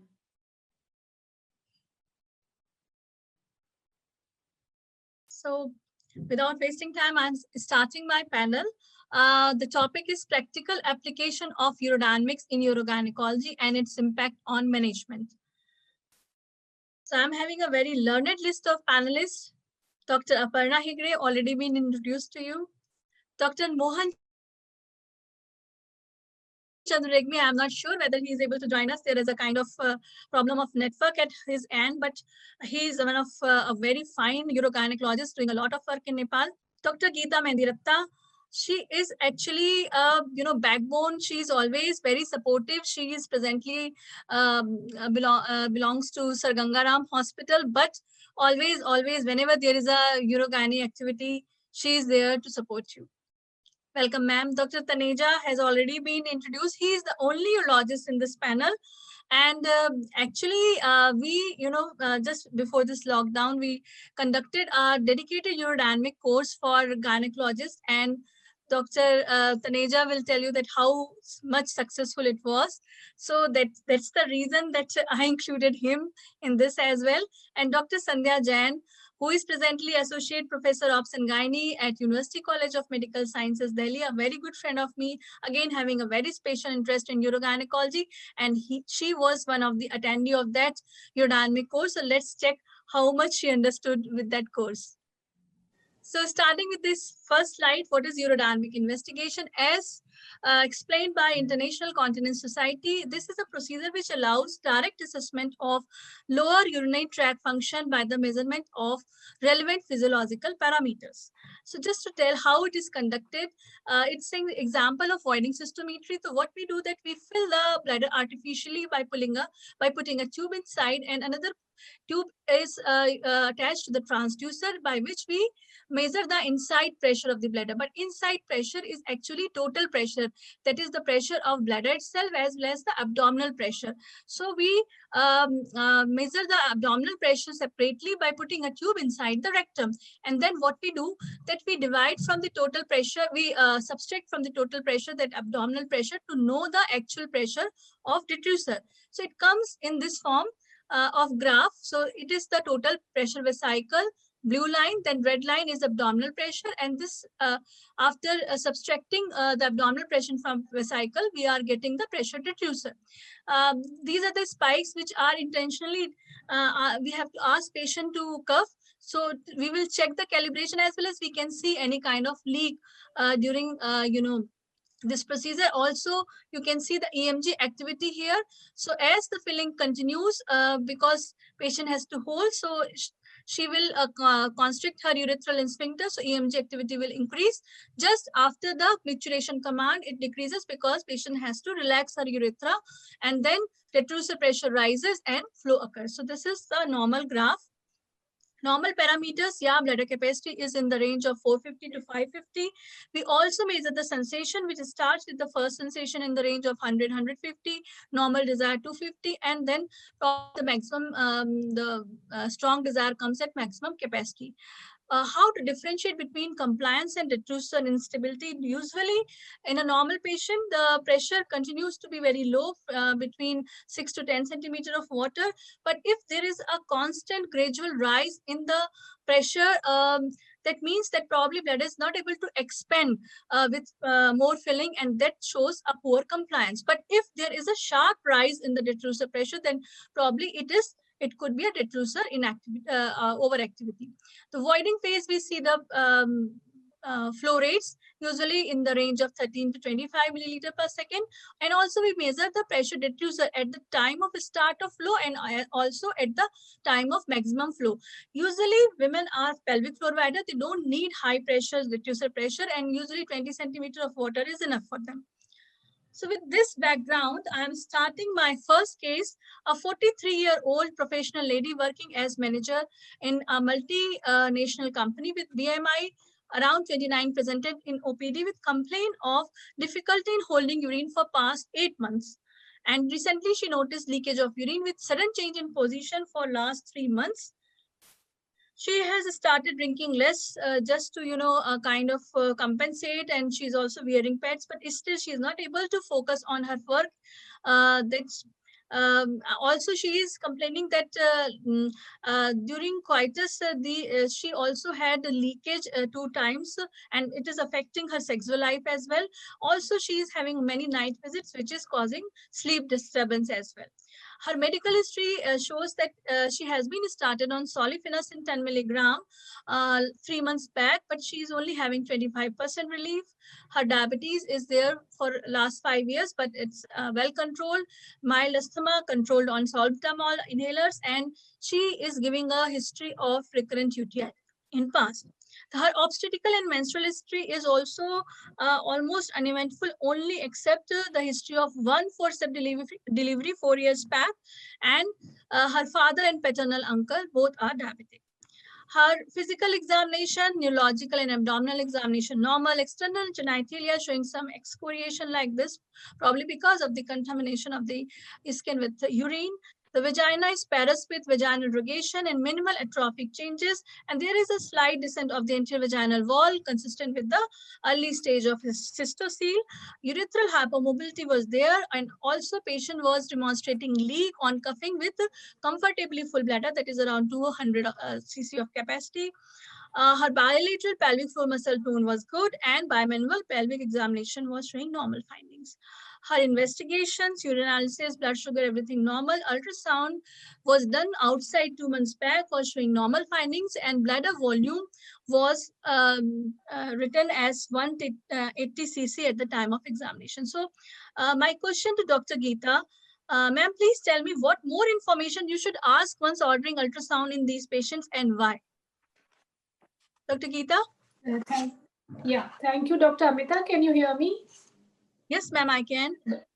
So thank you, Dr. Amita, for that scenario. Once we order an ultrasound pelvis, I would definitely like the ultrasonologist to tell me about the post-void residual urine. Why the reason for that is that because we can correlate in patients with incomplete emptying, or and like your patient is a diabetic asthmatic and she's taking salbutamol, which is a beta agonist, which also results in retention urine. So that will give me an information whether there is a residual urine. If it is, that will make her prone for UTI. And also it will tell me whether the pharmacological therapy which we will give, whether we have to take that into account as well. And of course, in this patient, I would also like to know the bladder wall thickness, Amita, because of the recurrent UTIs she's been suffering. So these are the few reasons I would like to know her post-void residual assessment. Very well said, ma'am. These are the indication for assessing pelvic floor, the post-void residue.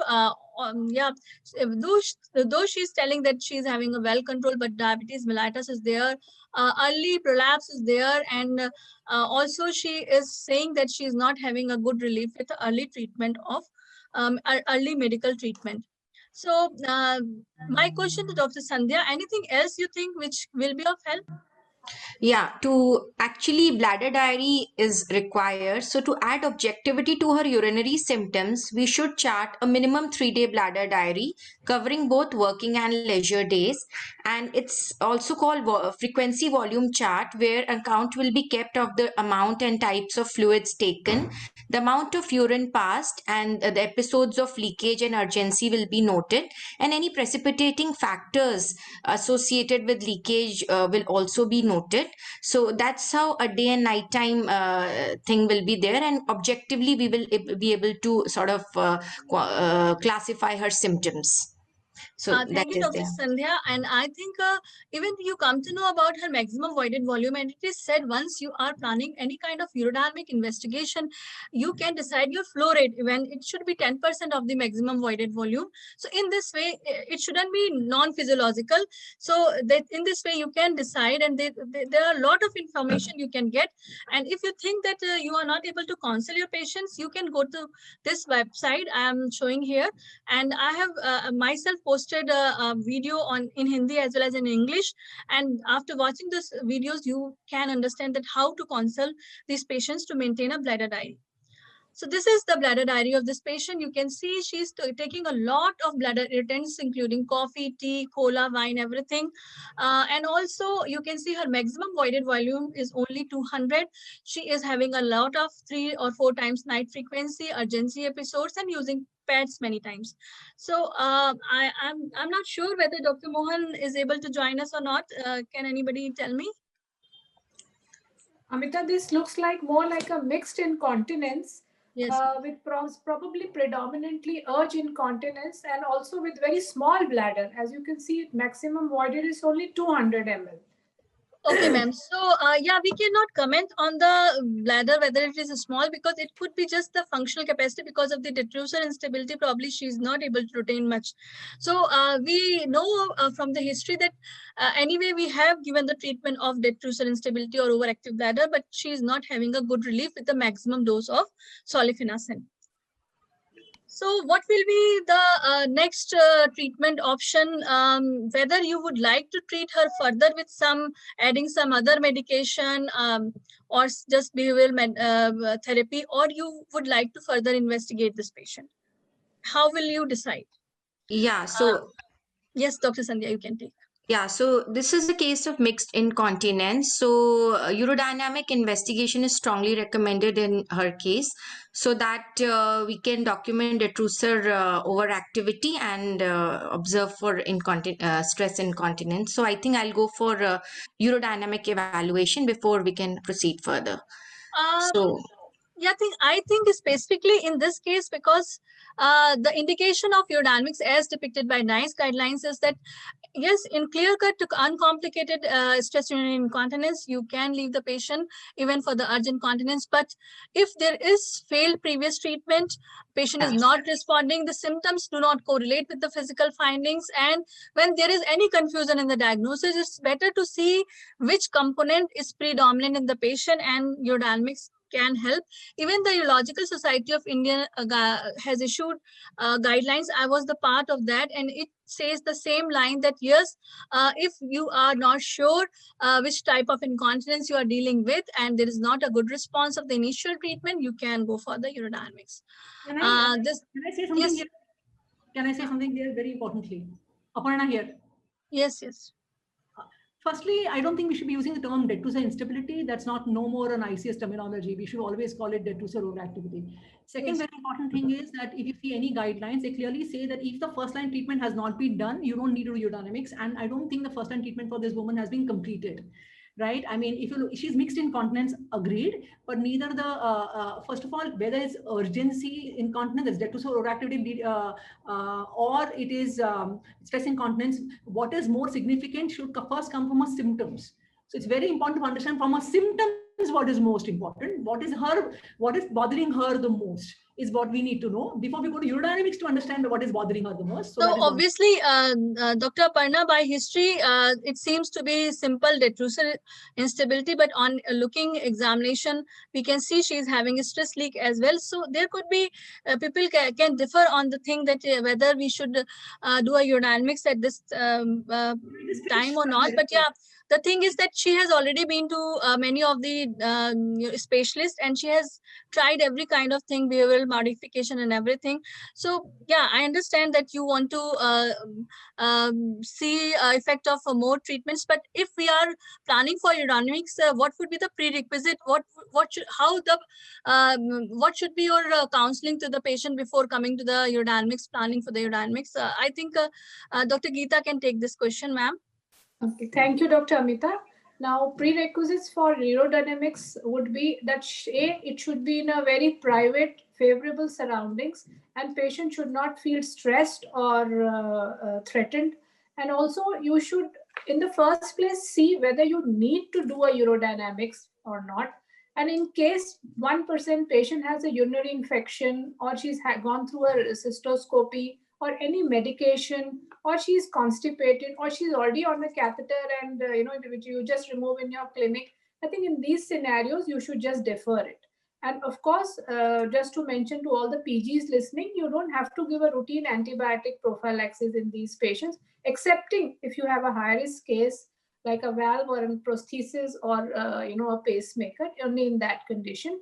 And to answer Aparna's case, I think Aparna, she has been through so many people and she wants an answer, and unless you give her an answer, she will just keep changing the doctor. So I think it is time we did intervene in some form. Thank you. Thank you so much, Dr. Geeta, for adding these things. And I think, yeah, there are few prerequisites, like patient shouldn't have an infection. So we always ask for urine routine and culture before performing urodynamic. Patient should empty her bowel, so we can give something before starting the procedure, like the night before she should be given something, because otherwise patient might not give a good results. And also we ask patient once they are coming for the urodynamics that they should eat whatever they want, but just 2 hours before urodynamics they shouldn't drink much, because it can affect the findings of urodynamics if they are filling their bladder by their own self also. So this is the picture of her uroflowmetry. You can see, at least we can perform uroflowmetry at first instance, which is a part of urodynamics. And you can see there is a sharp spike of, flow, which is indicative of detrusor overactivity. It was slip of tongue, Dr. Panna. Thank you so much for correcting me. And she just passed 199 cc. So she got her urodynamics done, and these are the findings. Additional finding I have written below that though there was no stress leak, but on removing tubes, on cuffing, she was having a stress leak demonstration, but not on Valsalva. So Dr. Taneja, can you take this question? Can you tell me that what are the findings of these tracing, and how will it affect your further planning of treatment this patient? Dr. Taneja? Hello? Hi.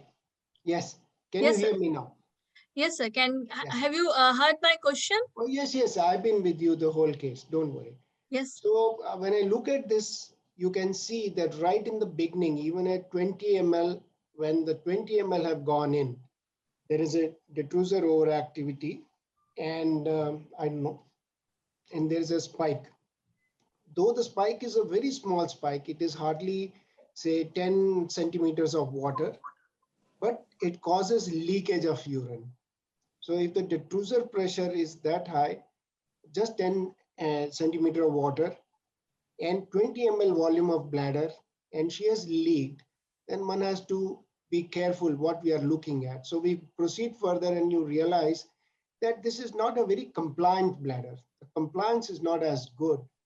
The pressures, even though the pressure is not rising, it is basically uninhibited detrusor contractions which are coming up now and then rather than a steady baseline. But with that also, at 100 ml, it tends to start rising, which is not a very compliant bladder. You should have, this kind of changes you should expect at 300 ml rather than less than 100 or 100.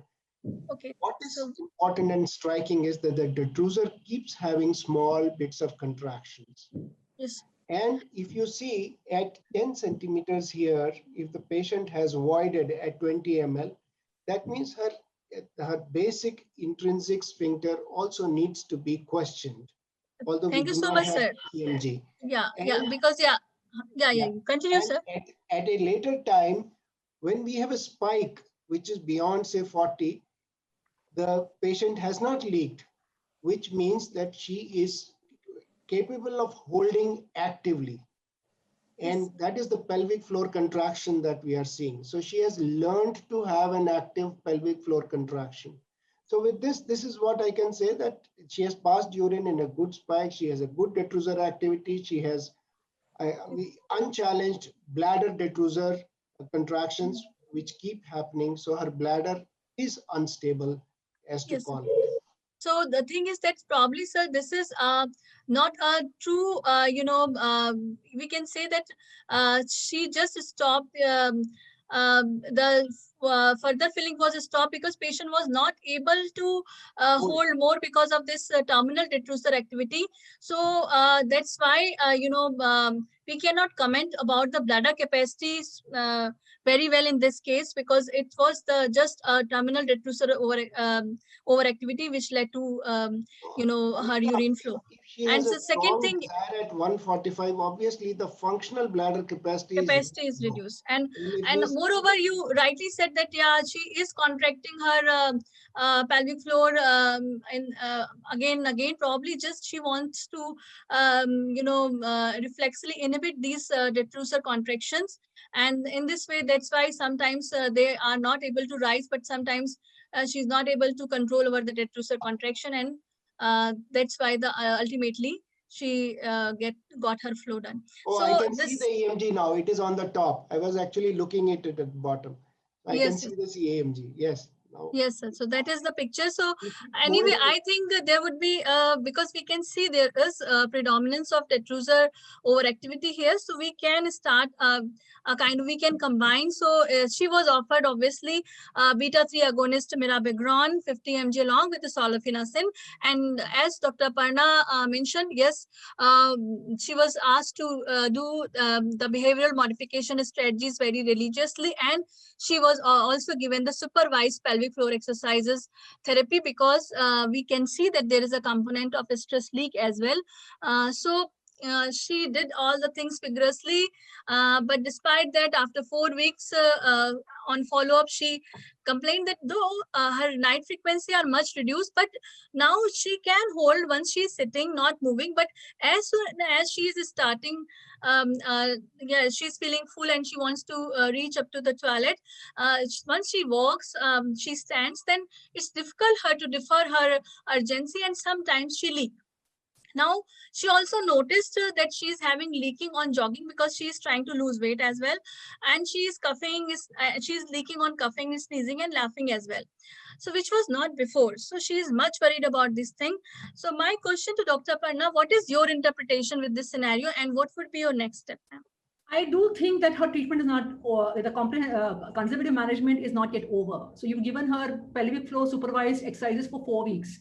If you look at any guidelines, if you look at evidence-based guidelines, even Cochrane, or you need to give at least 12 weeks of supervised pelvic floor exercises if she has a very good Oxford score, meaning that she can really contract, and it's between 4 and 5.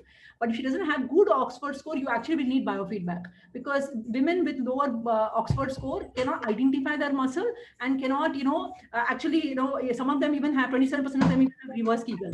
In such a woman, I would actually do long-term, 3 months proper biofeedback and electrical stimulation. Ma'am, Dr. Parna, Yeah. this panel is for the urodynamics. So you have to interpret, like she is presenting to you and she is asking the answer why I am having leaking while jogging, why I'm not able to hold now. So these are the questions. So you have to interpret that thing. That's mean that probably her retaining capacity is increased. So what will you ask further to maintain a bladder diary again for the follow-up? And this is her bladder diary. No, so, but yeah, so what difference you could see in the bladder diary? Yeah, we understand the importance of pelvic floor exercise, but obviously you need a follow-up to see what improvement she is having with the anticholinergic medication, with the addition of the... Can I say something here? Can I get me in something here? You never do pelvic floor supervised exercises without time voiding. Once you finish pelvic floor exercises, then you train her to hold more urine.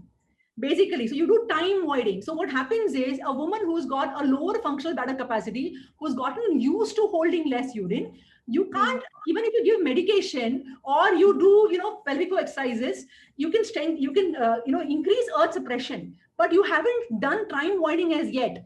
And so every time after you've done supervised pelvic floor exercises or biofeedback, as I would do time voiding. And in time voiding, what do? You look at her first bladder diary, you look at the lowest interval at which she has speed, right? And then you impose your protocol on her. So what you do is, like, suppose her lowest interval is half an hour. This week you will make her go every half an hour. Next week you'll add 15 minutes to it. You'll make it go every 45 minutes. Then you will make her go every 1 hour. So with time voiding, you will increase the intervals at which she voids. So I didn't finish what I'm going to do for her. Okay. So Dr. Parna, I have already referred this patient to you, and she has been under your treatment for last 6-7 months. Now this is the scenario. Now I'm just changing the scenario, and this is the bladder diary she's having. We have done the repeat urinalysis just to rule out infections. That is not there. So now what would be the interpretation? What difference you can make out? Can Dr. Geeta, can you take this question, that what difference you can see in bladder diary? Yeah, so in this case, hello. Yes, Can you hear me? What difference you can see from the previous bladder diary in this? Yeah, hello? So there are still, hello? Yes, ma'am. Hello? Yes, we can hear, yes. So she still has frequency, and she still has urgency, and her leaks are still there. So we are not much better off in a nutshell. So the thing is, if I can just, the maximum voided volume is increased. it's 450. And the night frequency is reduced, as she is telling in history that previously it was 3-4 times, now it is occasional or once, and her interval is also increased. But what I want to tell you here, the scenario, okay, so here is that probably because her holding capacity is increasing, there is unmasking of the stress component, which you should understand. What happens in these patients, because their urethral resistance is low, so whenever they are changing the position, their abdominal pressure is rising a little bit, and there is urine in the urethra. This can cause, reflex stimulation of bladder contraction, and that's the typical, history patient tells that on walking, on, once they are having full bladder, on walking, they are not able to reach up to the toilet. So that's the thing I just want to. And she now started leaking on jogging and coughing as well, because her retaining capacity is increased. That's the picture I want to, the message I want to share. So is it clear, ma'am? Yes, Hello? yes. Yeah, it is clear. Yes, Amita, it's clear. So, yes. we would just want to show that how urodynamics makes a difference. Yes, we know the importance of each and every treatment component, but we must know that how to judge these patients through urodynamics. So this is the urodynamic finding. Right now, I intentionally have not shown that the voiding graph. Just looking at this filling graph, what would be what would be your interpretation? Can I ask this question to Dr. Aparna? What is the question? I was just answering a question with Vidya. You should be with us right now. Not go for the chat box. It's a panel. So this, what is your, how will you interpret the stressing? Yeah, so I can see that she's got a leak with cough, right, which is at around 280 ml. Is that what you see here, right? So, so obviously her first case, this is case one, first scenario. Can you ask me the question again? This is just, you want me to interpret this urodynamics done So at the this, beginning? Sorry that the same patient, we have done a lot of things, and because she's not having a good response, urodynamics was repeated in this patient. So this is the tracing we are getting, and I have not intentionally shown you the voiding phase, and we can imagine that, yeah, the voiding phase is completely normal. But looking at this thing, what is your interpretation? Yeah, so you asked her to cough, right, at around 280 ml, and then she leaked, right? This is what you she's coughing at every agreed. 50 ml of coughing. You were asking her to cough at every 50 ml almost, but she's leaking at 280 ml. Yes. What I see. But there's one thing I want to tell you for good urodynamic tracing. And I mean, if you look at good urodynamic practice, it's extremely important that your PVS and PAB should not start with 0. You know, that's true. That's true. That's the problem. I understand, but yeah, I cannot take the tracing from somewhere else, and at my place they are not able to understand this thing. I understand this. You are completely right. They should not zero it. It should be zeroed at atmosphere level. But there are some problems with my system, so it's okay. We just ignore that part. But I'm just telling you the audience. I mean, when you're reading a trace, it's just important to know that, you know. But nowadays, but that's okay. You should consider this thing once you are looking on the values of the pressure detrusor. But yeah, pressure vesicle and abdominal. But for the pressure detrusor, it will not change. So tell me here, looking at this thing, if there would be a scenario, you can just see at the start of this graph, I have added something. You asked her to cough to see if, you know, I mean, I hope that the initial thing that you're doing, you're placing PVES, PAB, and PDED, right? So I would hope that there's a leak there. Ideally, when you start off, urodynamics, you would actually ask her to cough to see everything is working well. And then she's showing an early leak here. So what's the difference between two leaks? Okay, the difference between two leaks is that here you have, yeah, it's a very important point you've asked, right? So this is actually, you see the PAB, right? There is no increase in it. And whereas if you see this PAB, there is an increase in it, right? So if you have a cough, you're going to have corollary increase in the PVES and the PAB, and the P that you see on cough, I mean, it should not be detrusor contraction, right? So this is not a detrusor contraction. However, having said that, here, yes, there is a rise here, and then later on there is no rise here. So this might be a early detrusor contraction. So the difference between two, if I explain in short, here you can see that after cuffing, it could be a cuff induced bladder contraction or detrusor overactivity, and which is causing leak here. No, but and it is the difference is, yeah, the difference is, yeah, it's just after cuff, but difference is there that there is so there is, you cannot say that it is a stress leak, because there is, there is a rise in the detrusor pressure. So it is because of the rise in the detrusor pressure. This is not an stress leak. I just want to make audience clear that how to differentiate between a detrusor leak and a leak because of the high abdominal pressure. So that could be the difference. Here you can see there is no substantial increase. There is a minor problem with the calibration, but it is always there. So it's not because of the detrusor contraction, but here it is because of the detrusor contraction. I just want to say one thing here. This I wouldn't call a cough-induced detrusor overactivity, because there is quite a bit of a gap between the cough and your detrusor overactivity that's happening, right? If you see this amount of time here, and because you concentrated the entire urodynamics into one graph, this is quite a bit of time. This would not be called as cough-induced detrusor overactivity. Yeah, you can say, but sometimes there could be lag because of the, but not this much lag. There is 4 gradations to it. It's not this much lag. Okay, yes, you can say, but anyway, whenever you see these kinds of graph, it is not the stress leak. This is the message I wanted to convey to the audience. So the treatment advice, what would be your treatment advice for these patients, Dr. Aparna? Yeah, so this is a patient in whom I have said I will do conservative management really well, and then if you have done your conservative management for 6 months. I will have to take both, right? What is bothering her more? So if her, urgency incontinence bothering her more, she may need Botox. And if her, the leaking is bothering her more because of stress incontinence, right? Now, stress incontinence bit is there, right? So that would require sling surgery. And detrusor overactivity is no more. I mean, both of them are there, right? So you have to take care of both. So I think the take-home message is that yes, if a patient is having the stress component and it is not relieved at all, though there is improvement in her detrusor overactivity, then probably patient might ask for the cure and you have to put sling. But counsel these patients that she might require continuation of the medical treatment for her overactive bladder, and results might not be as satisfactory as of those patients with pure stress urinary incontinence. Okay. Dr.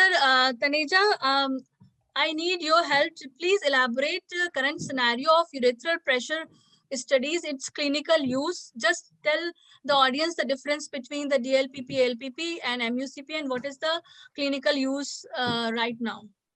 Dr. Taneja? Can I? Yeah. So these points were measured when the urodynamics was evolving and the machinery and technology were evolving, and we used to have EMGs, various types, and trying to have catheters inside the urethra to find the contraction zone or a high pressure zone or the zone of continence or zone of resistance, as various people have mentioned them, and then trying to see at what pressure the urine would leak. So that is the urethral leak point pressure. But then the point is that all these measurements, they are very good to look at, but they are not reproducible. So I would suggest that you do not go by leak point pressures per se, whether it is the detrusor or urethral. We need to be more careful, and I would still go back and say, okay, I would examine the lady once, twice, thrice. That is much better than getting an assessment, which is a clinical assessment.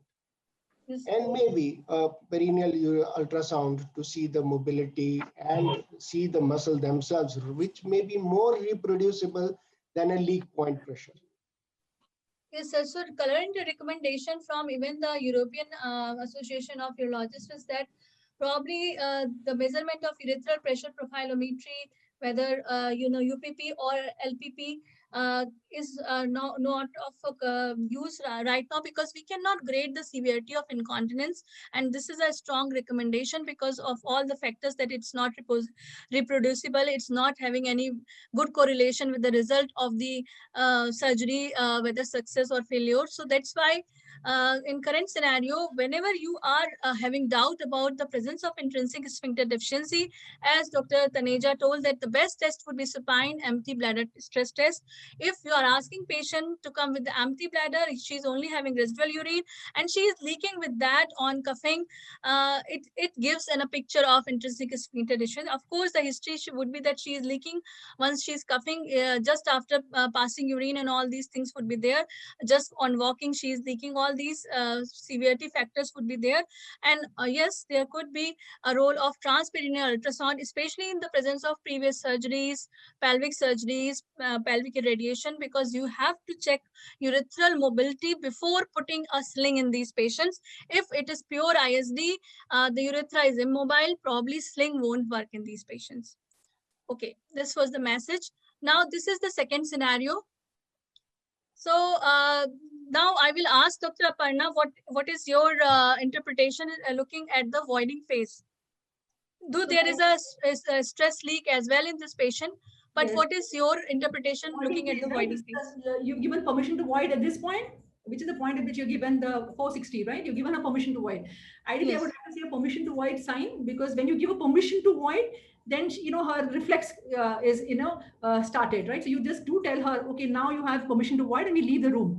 Okay, so that is as close to physiological as possible. And if you see her voiding, right? So if you look at the graph, right? So normally, how does a woman pee, right? A woman will pee with pelvic floor relaxation. So if you look at an EMG, ideally, if here the EMG should, as soon as I give a permission to void, our EMG actually should relax. Correct. And here I see a little bit of activity, right? So this is somebody who may, and that activity may be because of pelvic floor dyssynergy, or it may be because of the fact that the environment is very bad, right? But the EMG pelvic floor dyssynergy not reflecting in the void, right? So if you look at the void, right, there is an upstroke, and from the upstroke you can see clearly there's a continuous. I'm just sorry, you in between. That EMG we cannot comment because patient is using a little bit of our abdominal one as well. So sometimes, but otherwise it is relaxation after the once you are giving the command for the micturition, patient relax first. So just looking at the Euroflow, which is very good, and there is no rise in the detrusor pressure. Whether you will keep her in the category of detrusor underactivity, or there would be any other explanation for No, this? you cannot call her detrusor underactivity, because in a woman with a good flow, right, you do not diagnose underactivity. First of all, detrusor underactivity in a woman is not very well defined. If a woman has dysfunctional voiding, her flow pattern is not correct. It's either intermittent or interrupted, or low flow pattern. In that, I would then look at whether it's the fact that she's not pelvic floor dyssynergia causing dysfunctional voiding, or there is detrusor underactivity, but it's completely overdiagnosed many times, right? So it's very so yeah, you are very yes, ma'am. You are very right. So you have to do a Euroflow without tubes, and if the flow is good,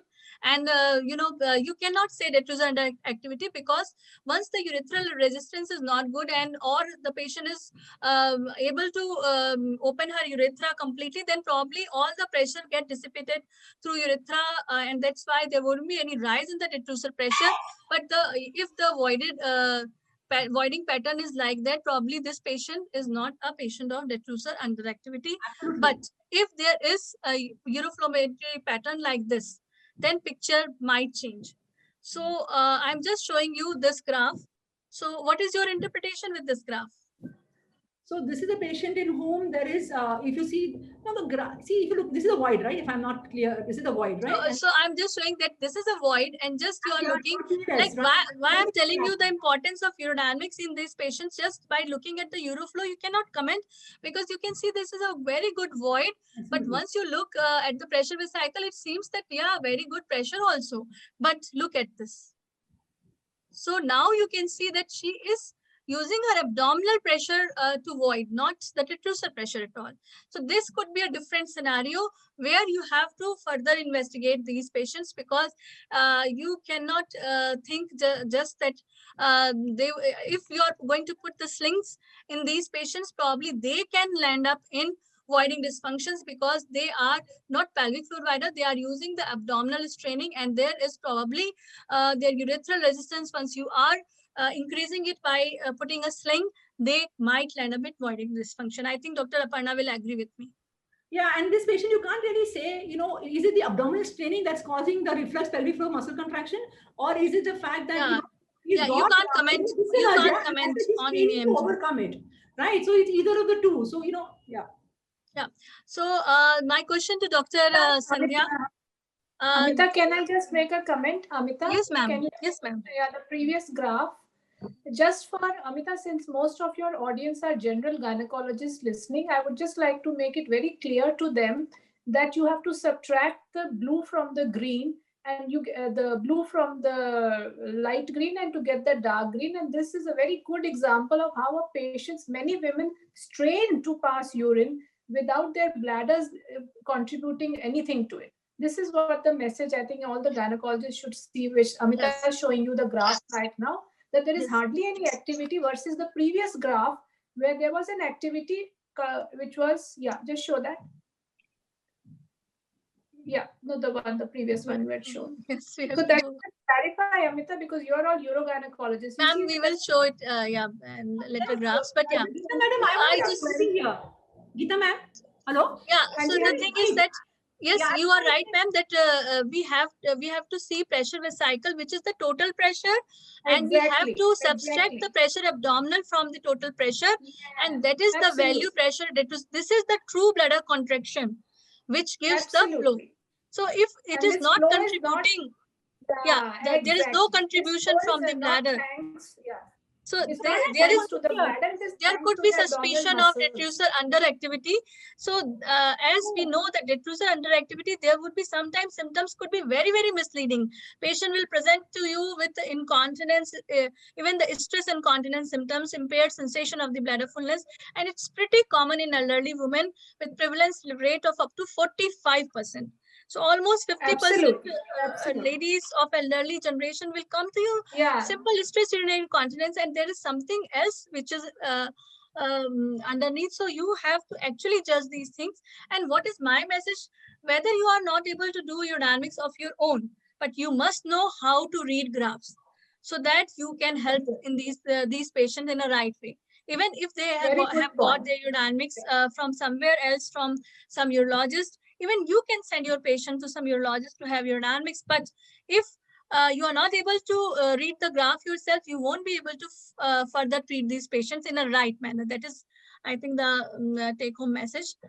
And the so second what would be the message, yes, ma'am. Second take-home message is please take good history and then correlate. She will say, yes, look, I'm strained to evacuate. And then, because of that, her uterus comes out, her cystocele comes out, so you get a very complicated patient at the end of it. Yes, that's very, very true, ma'am. That everything is important. The first part should be history, then examination. You cannot jump on the urodynamics straightforward because you won't be able to clinically correlate what are you looking for. Urodynamics should be done to know the answer. That is the thing. And ma'am, if you are finding, you are suspecting a detrusor underactivity in this patient, what would be your advice to these patients? If they are saying that they want treatments, suppose there is a component of stress leak as well. You have seen in that patient that on cuffing, she is leaking as well, but she is not able to generate a good detrusor pressure. So what would be your opinion or your advice to these patients if they want a sling? Or Dr. Sandhya, you can give this answer. Yeah, actually, this situation exactly depicts the importance of urodynamics to reach correct diagnosis, which in this case is likely detrusor underactivity with symptom of stress urinary incontinence. It's a tricky situation as sort of if you treat stress with midurethral sling, it may just further obstruct the flow. So patient needs lot of counseling. If she opts for midurethral sling for her bothersome symptoms, then chance of poor flow and incomplete evacuation remain in the post-op period, though there are several case reports where it has been done that in detrusor underactivity with predominant SUI, slings have been put in. All we need to do is lot of counseling of the patient, and she needs to be taught about clean intermittent catheterization so that if at all required, in the post-op, they should be ready to take it, because sometimes patients said it's better to stop my leak. I would be able to do a kind of, I will bear with the CISC, but I don't want to leak. So because it's, it's all about quality of life. So now we have put the retropubic sling in this patient. I have to finish it off because we are lagging time. So we have already put the retropubic sling in this patient, but now patient has complained of incomplete evacuation from the day one. Urethral calibration was completely normal. We put the 18 French, 20 French, everything is going nicely. And the patient, we thought that there could be a component of voiding dysfunction, which might can, improved in the future. So we put the patient on Valling catheter, and then we even asked her to do CISC. Her flow rates are like that. And this is the bladder diary. This is the original bladder diary of the patient. So Dr. Geeta, what is your interpretation and how will you deal these patients? What would be your further? So almost 3 weeks have gone and she is giving me this kind of bladder diary. So what should I do next? Dr. Geeta or Dr. Taneja will take this. Dr. Amita, any patient who has hypoactive detrusor and has stress incontinence, then stress incontinence is happening because of the weight of the urine within the bladder. So simple measure like asking her to go and pass urine every 2 hours will make life much easier. She can just go and empty herself whether she has a sensation or not, because her sensation is poor. And this patient whose peak flow rate was good when she voided abdominally has to be topped timed voiding. If she can do timed voiding, the sling would not have been required. Now the problem with sling is, as this patient has gone into almost inability to void, repeated CICs are the only option. I'm just interrupting you, sorry. It's not the patient with having any detrusor in underactivity or something. She is the patient with pure stress and urinary incontinence, and probably the first component we started with. Yes. So it's not having any kind of complicated SUI, but with the scenario that after putting the tube, putting the sling, we are getting this picture with a patient of pure SUI. So what should we do? You have to look for whether this thing is obstructing, right? Yeah, look for that. Yes. So this thing is obstructing or not, you do. So we did a cystometry because we were fed up of doing counseling for the voiding dysfunction, and we found this picture. So yes, Dr. Aparna, you were absolutely right. This is showing the obstructive pattern. And though the urethral calibration was normal, but again, because probably we have increased the urethral resistance, and probably it is causing an obstruction once patient is trying to passing urine. You can see the pressures are rising so high, 59, 56 centimeter. So what is the next thing?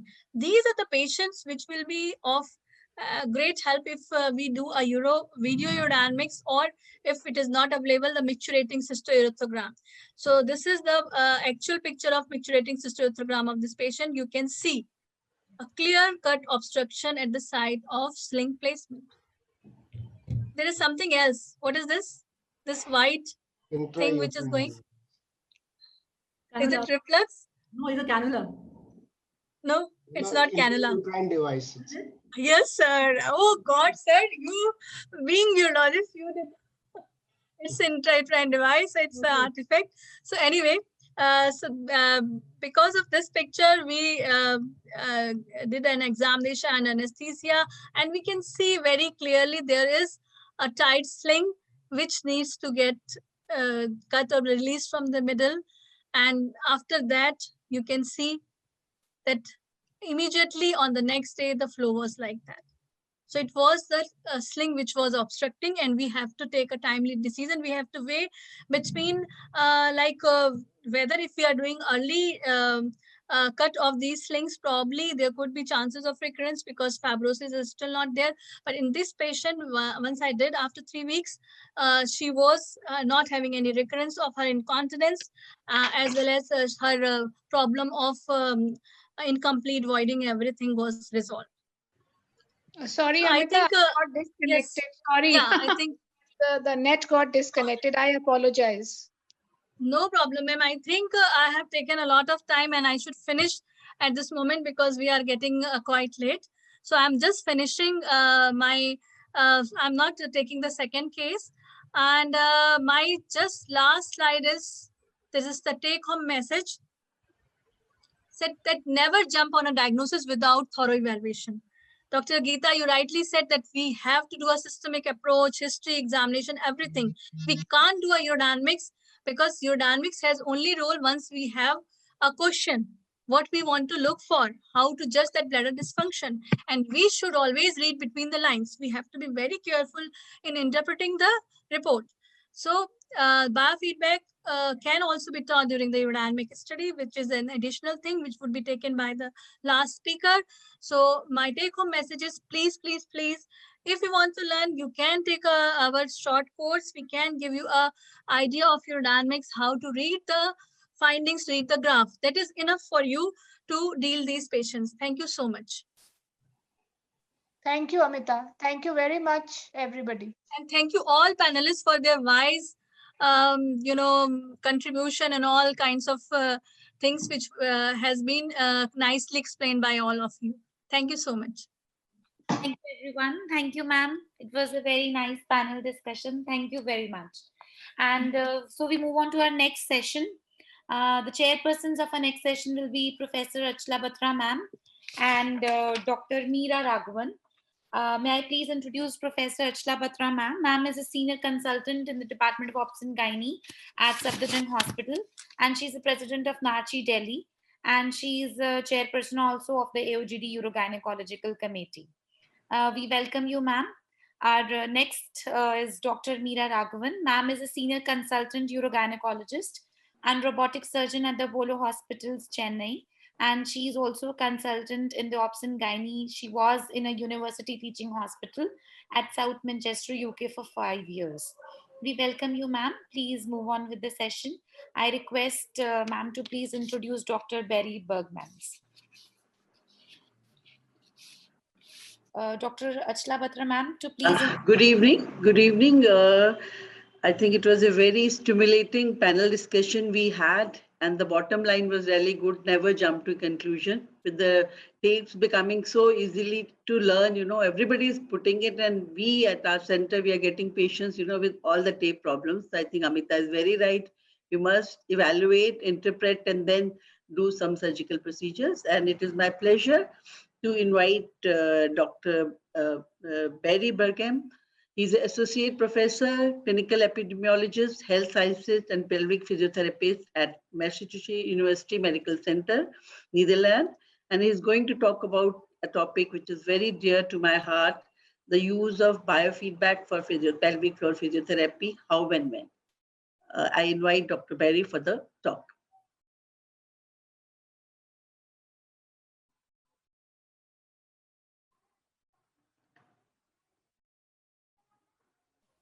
Is there? Dr. Barry is there? Sumit? Okay. Dear ladies and gentlemen, it is an honor to speak at this first e-conference of the EOGD about the basics of biofeedback, when and how. My name is Barry Bergmans. I'm working in this beautiful hospital in Maastricht, the Netherlands. It's the Pelvic Care Center Maastricht in the Maastricht University Medical Center that we are dealing with all kinds of pelvic floor dysfunctions. I have no disclosures. I want to say a little bit about the biological rationale of physical therapy. How does it work? What's the definition of biofeedback? What about devices and probes? A little bit about patient selection and the types of biofeedback. We will talk a little bit about assessment, which patients would benefit, and what's the treatment with biofeedback, and what's the evidence behind it, what's the future for this treatment modality, and come to some conclusions. Now, the working mechanism of physical therapy means that we have the keyword of strength.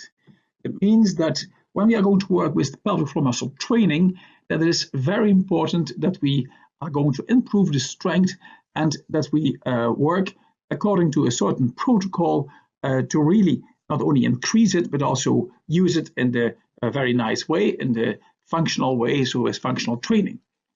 What we see is that the timing is also a key word. The timing of the pelvic floor muscle activity in relation to the activity of other trunk muscles seem to be a crucial factor in maintaining continence.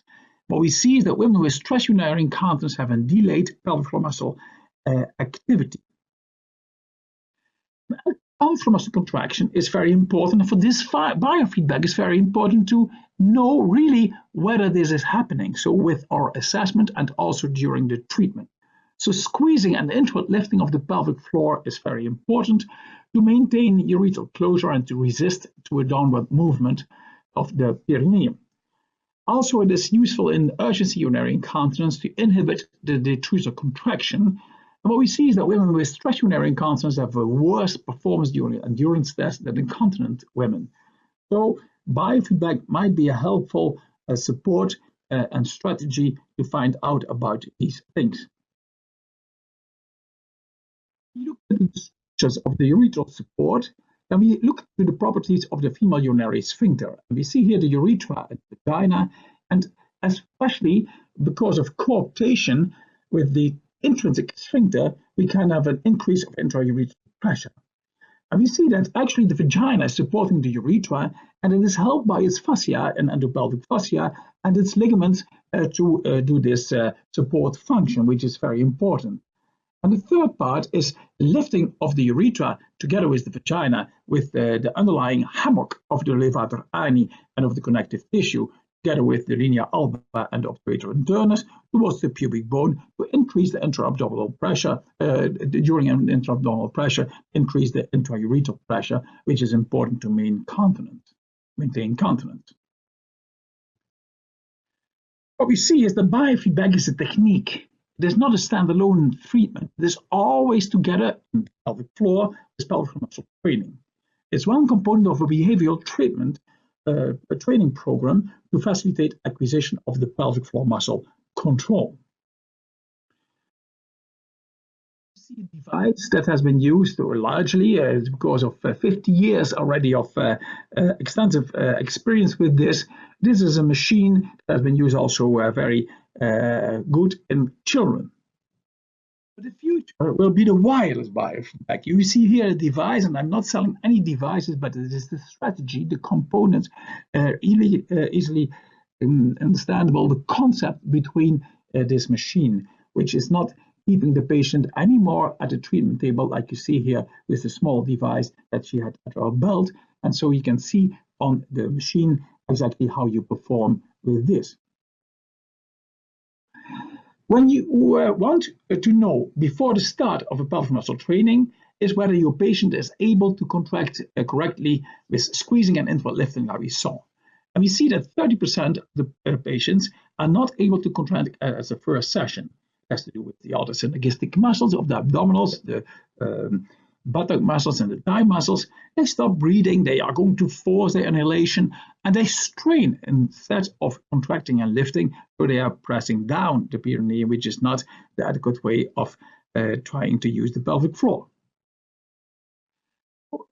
30% of women are not capable to contract the pelvic floor muscle correctly at their first consultation. And you see here that this woman is contracting everything but the pelvic floor muscles. And for this, biofeedback in this woman would be very interesting to have. What we see is actually that there is a lack of sensory feedback during the pelvic floor muscle training.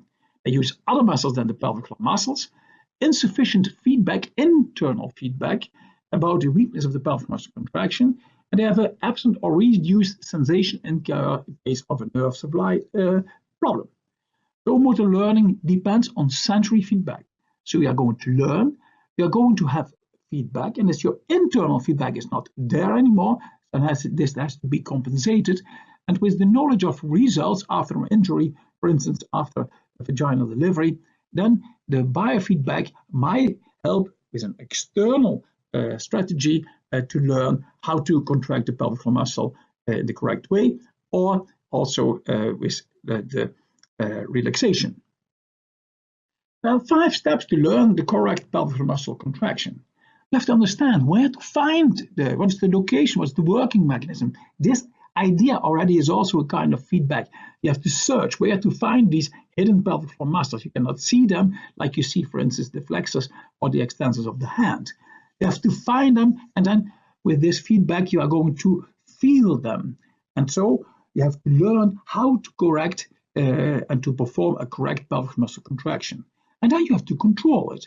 And you have to recruit as many motor units as possible as such. That you can do with different kinds of biofeedback, like the EMG, the manometric biofeedback, or tactile or verbal feedback. All of them can be very suitable and helpful. The goal would be to identify the striated periurethral and perianal muscles, to eliminate the use of accessory muscles, to normalize the resting baseline of the tonus, and to improve the muscle function like contraction, speed contraction, slow contraction, relaxation, endurance, and this in a very efficient way. That's very important. Like I said, 3 different kinds of EMG biofeedback, manometric biofeedback, and the echographia or the sonography, so the ultrasound biofeedback. All of them had advantages and disadvantages. EMG biofeedback, for instance, you can see actually how well a patient is performing. Is the patient really, like you see on this screen, within that yellow bar with this contraction? And you can play with this also for the coordination. But what you cannot see, you can quantify it, but you cannot see the direction of the pelvic floor muscles. With a manometric biofeedback, here you can also quantify, but you don't know whether this manometry, what you see these results, that they are really because of the performance of the pelvic floor muscles as such, or also with the synergistic muscles. And with the sonography, you can see the thickness of the layer, you can see the direction of the layer, you can see any ruptures in the muscle tissue, for instance, here for fecal incontinence, when you see here the external anal sphincter, whether there's a problem with the external anal sphincter or the internal anal sphincter, or with here at the mucosa, but you cannot quantify here the, let's say, contraction and also the level of relaxation. When patients in urinary incontinence for biofeedback would be that you have a patient that has a dysfunction of the pelvic floor, but has not the awareness or insufficient awareness how to contract the pelvic floor. And in the concept of the 5F, so finding the pelvic floor, so for the pelvic floor muscle training, feeling the pelvic floor, the third F, force, which can be also more relaxation, more coordination, more timing, more explosive, more strength, more fatigue, follow through. So in different situations, not in the monotasking, like on the treatment table, where you have the wire biofeedback, only possible to do it in that way. While with the wireless biofeedback, you have the possibility also go to this follow through to different situations. So from mono to double to multitasking, and to then actually functional training that became very individualized according to the patient that you have seen in front of you. The objective of biofeedback here is to restore the awareness of the biofeedback. If this awareness is restored, only pelvic floor muscle training you can follow. So no, not the invasive techniques anymore. Or it can be helpful also to show your patient how well the patient's performed, or as an evaluation tool. So motivation is another aspect where biofeedback has its possibilities as well. Here you see an evidence-based, structured, and well-trained pelvic floor muscle functional assessment that we have published in the International Journal of Urogynaecology in, I think it's March or February of this year, and where you see that there is a very structured way of handling all the things that you need with the inspection during movement, so voluntary and involuntary contractions, palpation and rest, where you are going to quantify also whether the patient is really closing the levatus. You look to the urethral lifting, you know, inward and upwards, whether there's a symmetry between left and right, and what's the level of contraction. And you state this according to the recommendations of the International Continence Society and from the International Urogynaecological Association. You look to endurance, explosive strength, and you're going to also look whether the patient has also voluntary and also involuntary complete relaxation and contraction. And you do that involuntary contractions during a cough and also during Valsalva. So you want to see what is the reflex contraction and see whether there's any urinary incontinence or fecal incontinence or flatus, and you can conclude that the condition of the pelvic floor muscles is overactive, coordination disorder, normal, underactive, non-functional. But for the timing, for instance, and also with explosive strength, it's difficult under coordination to see that by only doing a digital palpation or to feel it. So maybe biofeedback can be very helpful in this way. You can observe and analyze the rest line. So this is the line that Maura is here demonstrating on the bottom. That is the abdominal muscles, and top you see the pelvic floor muscles, and the orange bar, that is the rest line. And this is up to 0 to 20% of the maximal voluntary contraction. And you see that that can be fluctuated, and this is what you can see during the rest.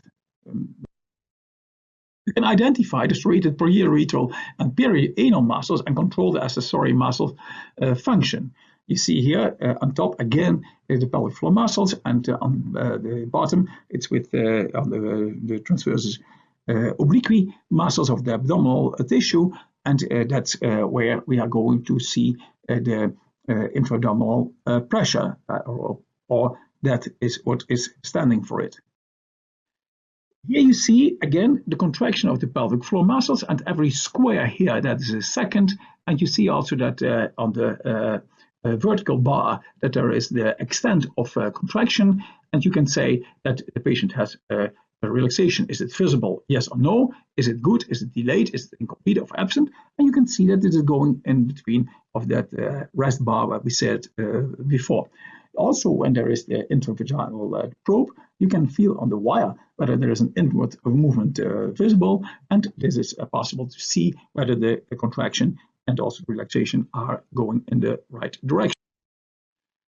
For palpation during and moving with a maximal voluntary contraction, you can see here, and that is possible by the digital patient, but also whether the patient is able to contract the pelvic floor muscle, and again, you can see whether the patient can do that with out or with use of the synergistic muscles, in this case, the abdominal muscles, like you see on the bar below. A patient that has the possibility to have at least 10 seconds of continuous submaximal contraction, that is something that you can say, hey, this patient has an okay endurance. Is it this last 97, 64, 3 to 1, or 0 seconds? And you can see this on the bar where I said that every square is 1 second. And you see that the patient is also using the abdominal muscles here, while the patient should stay on the same horizontal line for at least 10 seconds, and the patient is not possible to do so. So you can really show your patient how to perform with this. Here you see a patient with a bad contraction. So because this patient, I would say, has only 3 seconds of continuous endurance, but still the patient is also using his abdominal muscles. So this is a very bad. We look to the explosive strength. That means that you have to do in 15 seconds maximal contractions, 15 at the least. If it is less, then you go to another way, and this means that there is less performance with this. And this means that the patient at that moment can say that you have a parameter for your pelvic floor. So on this slide, we see a patient with a pre-contraction. What does it mean? The patient has usually a contraction when there is an increase of intra-abdominal pressure rise, for instance, while coughing or while sneezing, and there is actually an activation of the pelvic floor already 210, 270 milliseconds before there is really the cough happening. So it means that the patient is prepared for this increase of intra-abdominal pressure. And this is lost in patients with stress urinary incontinence. And so we can show here with the patient, as Maura is showing, that actually on the top of it is the contraction of the pelvic floor muscles. So they are activated just before, because that's the vertical line, the timeline on the x-axis, before this increase of intra-abdominal pressure. And so you can demonstrate with the biofeedback very elegantly with the EMG biofeedback whether there is a pre-contraction, yes or no, whether you have to work on this also. So here you see a patient with bad explosive strength because actually we see that the abdominal muscle, so the increase of intra-abdominal pressure is earlier than the activation of the pelvic floor muscle. So this means that the patient can have loss of urine, spurs or drops, and that's exactly what is happening in both patients. Who would benefit from biofeedback? Those with a weak pelvic floor muscle, unaware how to contract the pelvic floor muscle. They need motivation to do the pelvic floor muscle exercises. Women that are unable to contract their pelvic floor muscles voluntarily, and patients with a structural sphincter defect who cannot undergo the surgery. It is difficult to draw any conclusions from literature about the efficacy of biofeedback because in many cases it has been used in the wrong patients. Actually, patients that have already an awareness of the pelvic floor, you can doubt whether it is necessary to use any biofeedback because they still have their internal biofeedback. So that will not give a significant, let's say, progress for those patients. And then the protocols, they have a significant variability in treatment. And then also all these protocols followed for pelvic muscle training, which patients that have been studied, what equipment has been used. There are so many different probes and so many different equipment. What is the outcome measures, and actually also the long-term, like long-term effects of biofeedback is lacking. And I would say use them in patients that are not sufficient awareness of the pelvic floor, because those patients might be highly successful. But in the studies, like I said, also in our own study, we have never done it in that. You see the programs, all kinds of programs, but the program that has been proven in more than 20 randomized clinical trials, 8 to 12 voluntary pelvic floor muscle maximal contractions, 1 to 3, but it has to be selective contractions. And you have also to do a home exercise daily, and that you can do with another kind of biofeedback, for instance, with an app. Now, pelvic floor muscle training for stress urinary incontinence has grade A, and in case, and that's for the third F, for the fourth strength, with biofeedback, when you compare it with no treatment, it has 12.3 times higher odds ratio. It's level 1, grade A. So biofeedback, what we see, it has an odds ratio of a cure rate of 0.48, and actually an improvement rate from 86% versus 76%, and also an odds ratio of 0.41. And this is coming from the Cochrane reviews that have been held on this. So in the right way, in the right patient, really a big success. Here you see some kinds of how to use the biofeedback. And you can see that here the patient is lying on the treatment table, here on the treadmill, and on the here showing the patient about it. This is with the Xbox and with the Wii, and virtual reality is also possible. So many different possibilities with this kind of treatment. Here we see another kind of biofeedback is the rectal balloon training that we can use as a diagnostic outcome measure and as a therapy. When we are going to inflate a balloon inside here with air filled, we can see that intrarectally we can find the first feeling of sensation, depending on what is the material the balloon was made of, the urgency sensation, and maximal tolerance in a patient with, let's say, anorectal problems. So this is a very good tool. Balloon, you can use it in this way. I have to see that it is really inside of the vagina, in the rectum, because that's very important. The rectal balloon has also possibilities. You inflate it with air. Very much for this opportunity. I hope that I gave you some impression about biofeedback. So for now, thank you very much. I look forward to your questions, and stay healthy and stay safe and sound. Thank you. Bye-bye.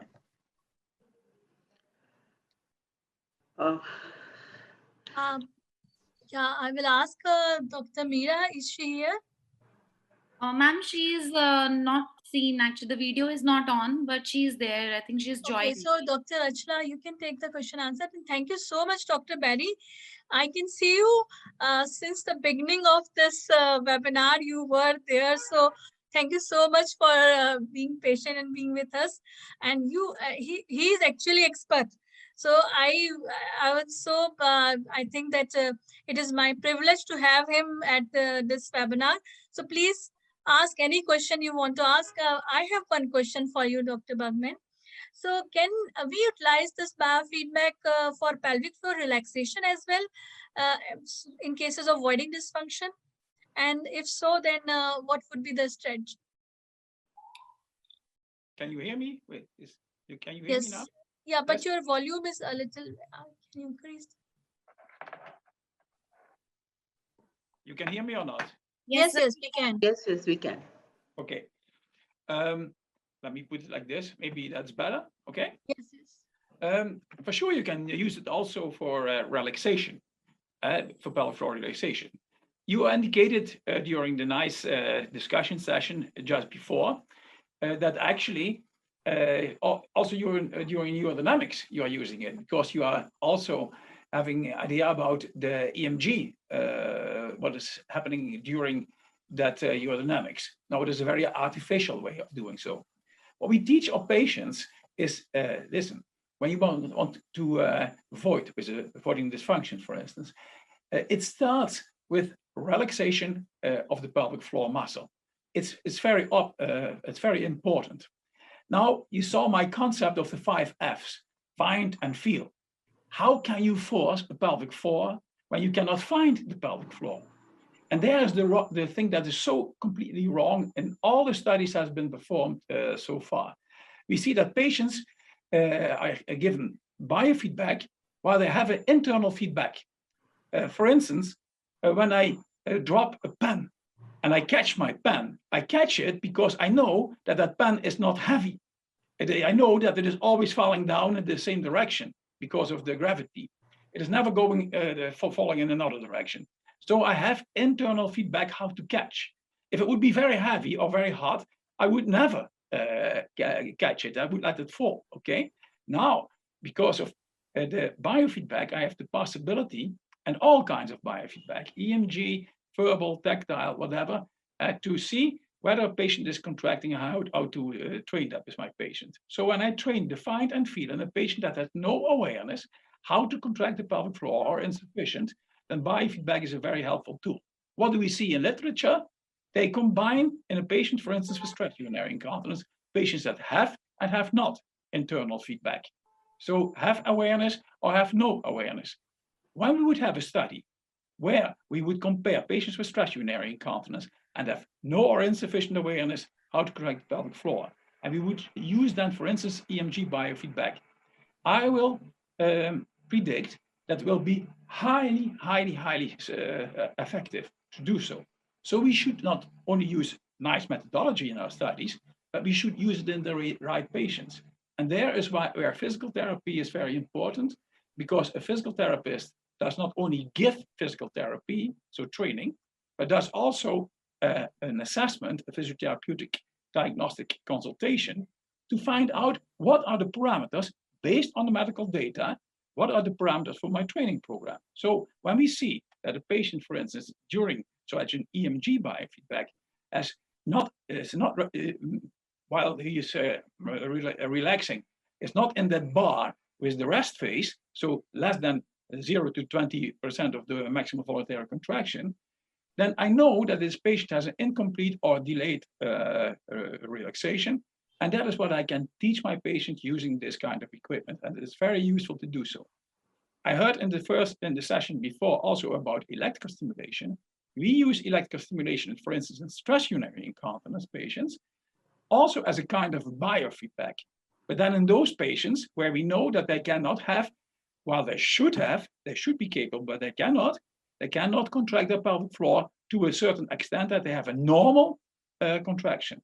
So then by stimulating the contraction of the pelvic floor, using also with the machines we have here, the wireless biofeedback, we can introduce an electrical stimulation that comes concurrent with that effort of the patient to contract the pelvic floor. It comes concurrent with it up to such an extent that there is a real contraction. And we try to give the patient that feeling again, find, feel, and then from there, if the patient is capable to do it again, we are going to do it as such. Maybe a somewhat longer answer that you would expect, but yes, we can use it in relaxation for sure.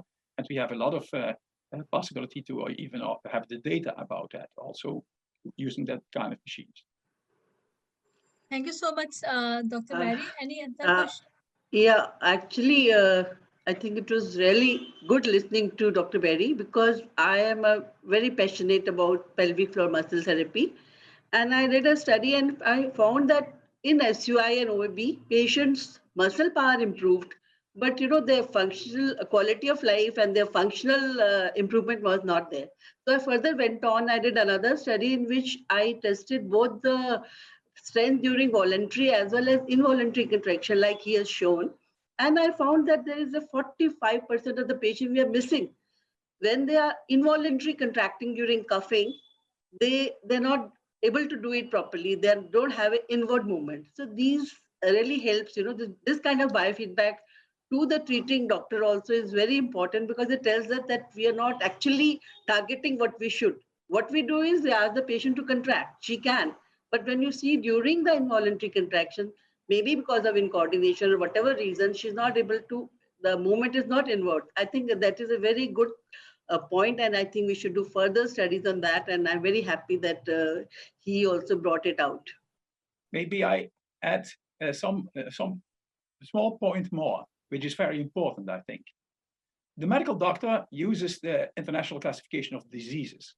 So you say, for instance, it is a patient with overactive bladder or it's a patient with stress urinary incontinence. That's an ICD code, okay? In physical therapy, we use International Classification of Functioning, Disabilities, and Health. What does it mean? We look at local level for disorders, for impairments. So, for instance, weakness of the pelvic floor, rupture of the pelvic floor, rupture of connective tissue, this kind of things. And then we look also for disabilities to restore abilities. So a patient, for instance, is using pads in pants with urinary incontinence. That is a disability. You want to get rid of this. You want to really restore personal level abilities. And that's what actually where the biofeedback, like I showed you, with using this with wireless biofeedback in the gym on a treadmill or on a Nordic walker, you can use biofeedback concurrent with this, showing your patient how well the patients perform, not only on the local level, but also on the personal level. The patient is capable to run, to climb stairs, and then the biofeedback is a very motivational tool. And is also for your evaluation very good, how the patient responds to your activity, showing when the signal is converted on your screen, what you need. And then for the social level, what you said with the quality of life, that's the third level, restriction and participation. When you come to after having a baby, you love to play tennis and you go back to the tennis court again, you come to the physical therapist or to the medical doctor not to get rid of your urinary incontinence. No, you want to play tennis without having any leakages or do your sport, work, and daily activities.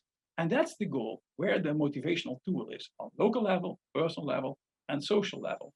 And that's where patients will stick to their program. And if you only, what we see in many countries in the world, only give patients tricks to learn, so not motivational exercises, they will be fed up and come back to the doctor. Please, doctor, don't send me anymore to the physical therapist because it's not working.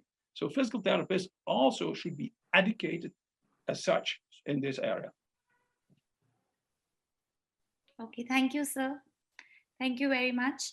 Now, may I please request Dr. Achla Batra ma'am to please give the vote of thanks as we are nearly at the end of the program, ma'am. Yeah, that is my proud privilege to give the vote of thanks. And before I thank anybody else, I think we must thank the organizing team, Amita, for having brought so many, a galaxy of stalwarts from all over the world whom we could listen to and benefit. Anudeep for her hard work and all of your organizing team, Amita, and all the speakers, the chairpersons, the panelists, everybody is to be thanked for their contribution. And of course, our audience, without whose presence this would not be of any use, they are also to be thanked. And we must develop this field of urogynecology, which is a little unknown in India. Very few people are there. You can really count on fingers. In Delhi, I can count on fingers the gynecologists who are practicing urogynecology. And this is such a interesting field. And I think today we had a fiesta, and I think we should have more of this. Maybe Amita and me, we can work together to do that. And thank you, everybody. And I will be failing in my duty if I don't thank our backup team, Conference International, Sumit and his team, who has done a good job. We finished everything without a hitch. So thank you, everybody, and a good day to everybody. Thank you, ma'am. Thank you. I love the country. Bye-bye. Thank you so much. Thank you so much, all of you, for keeping with us till end. Thank you so much. Thank you, ma'am. Bye for now. Bye-bye, sir. Bye-bye. Bye. Thank you so much. We can end this meeting. Thank you so much. Thank you. Thank you.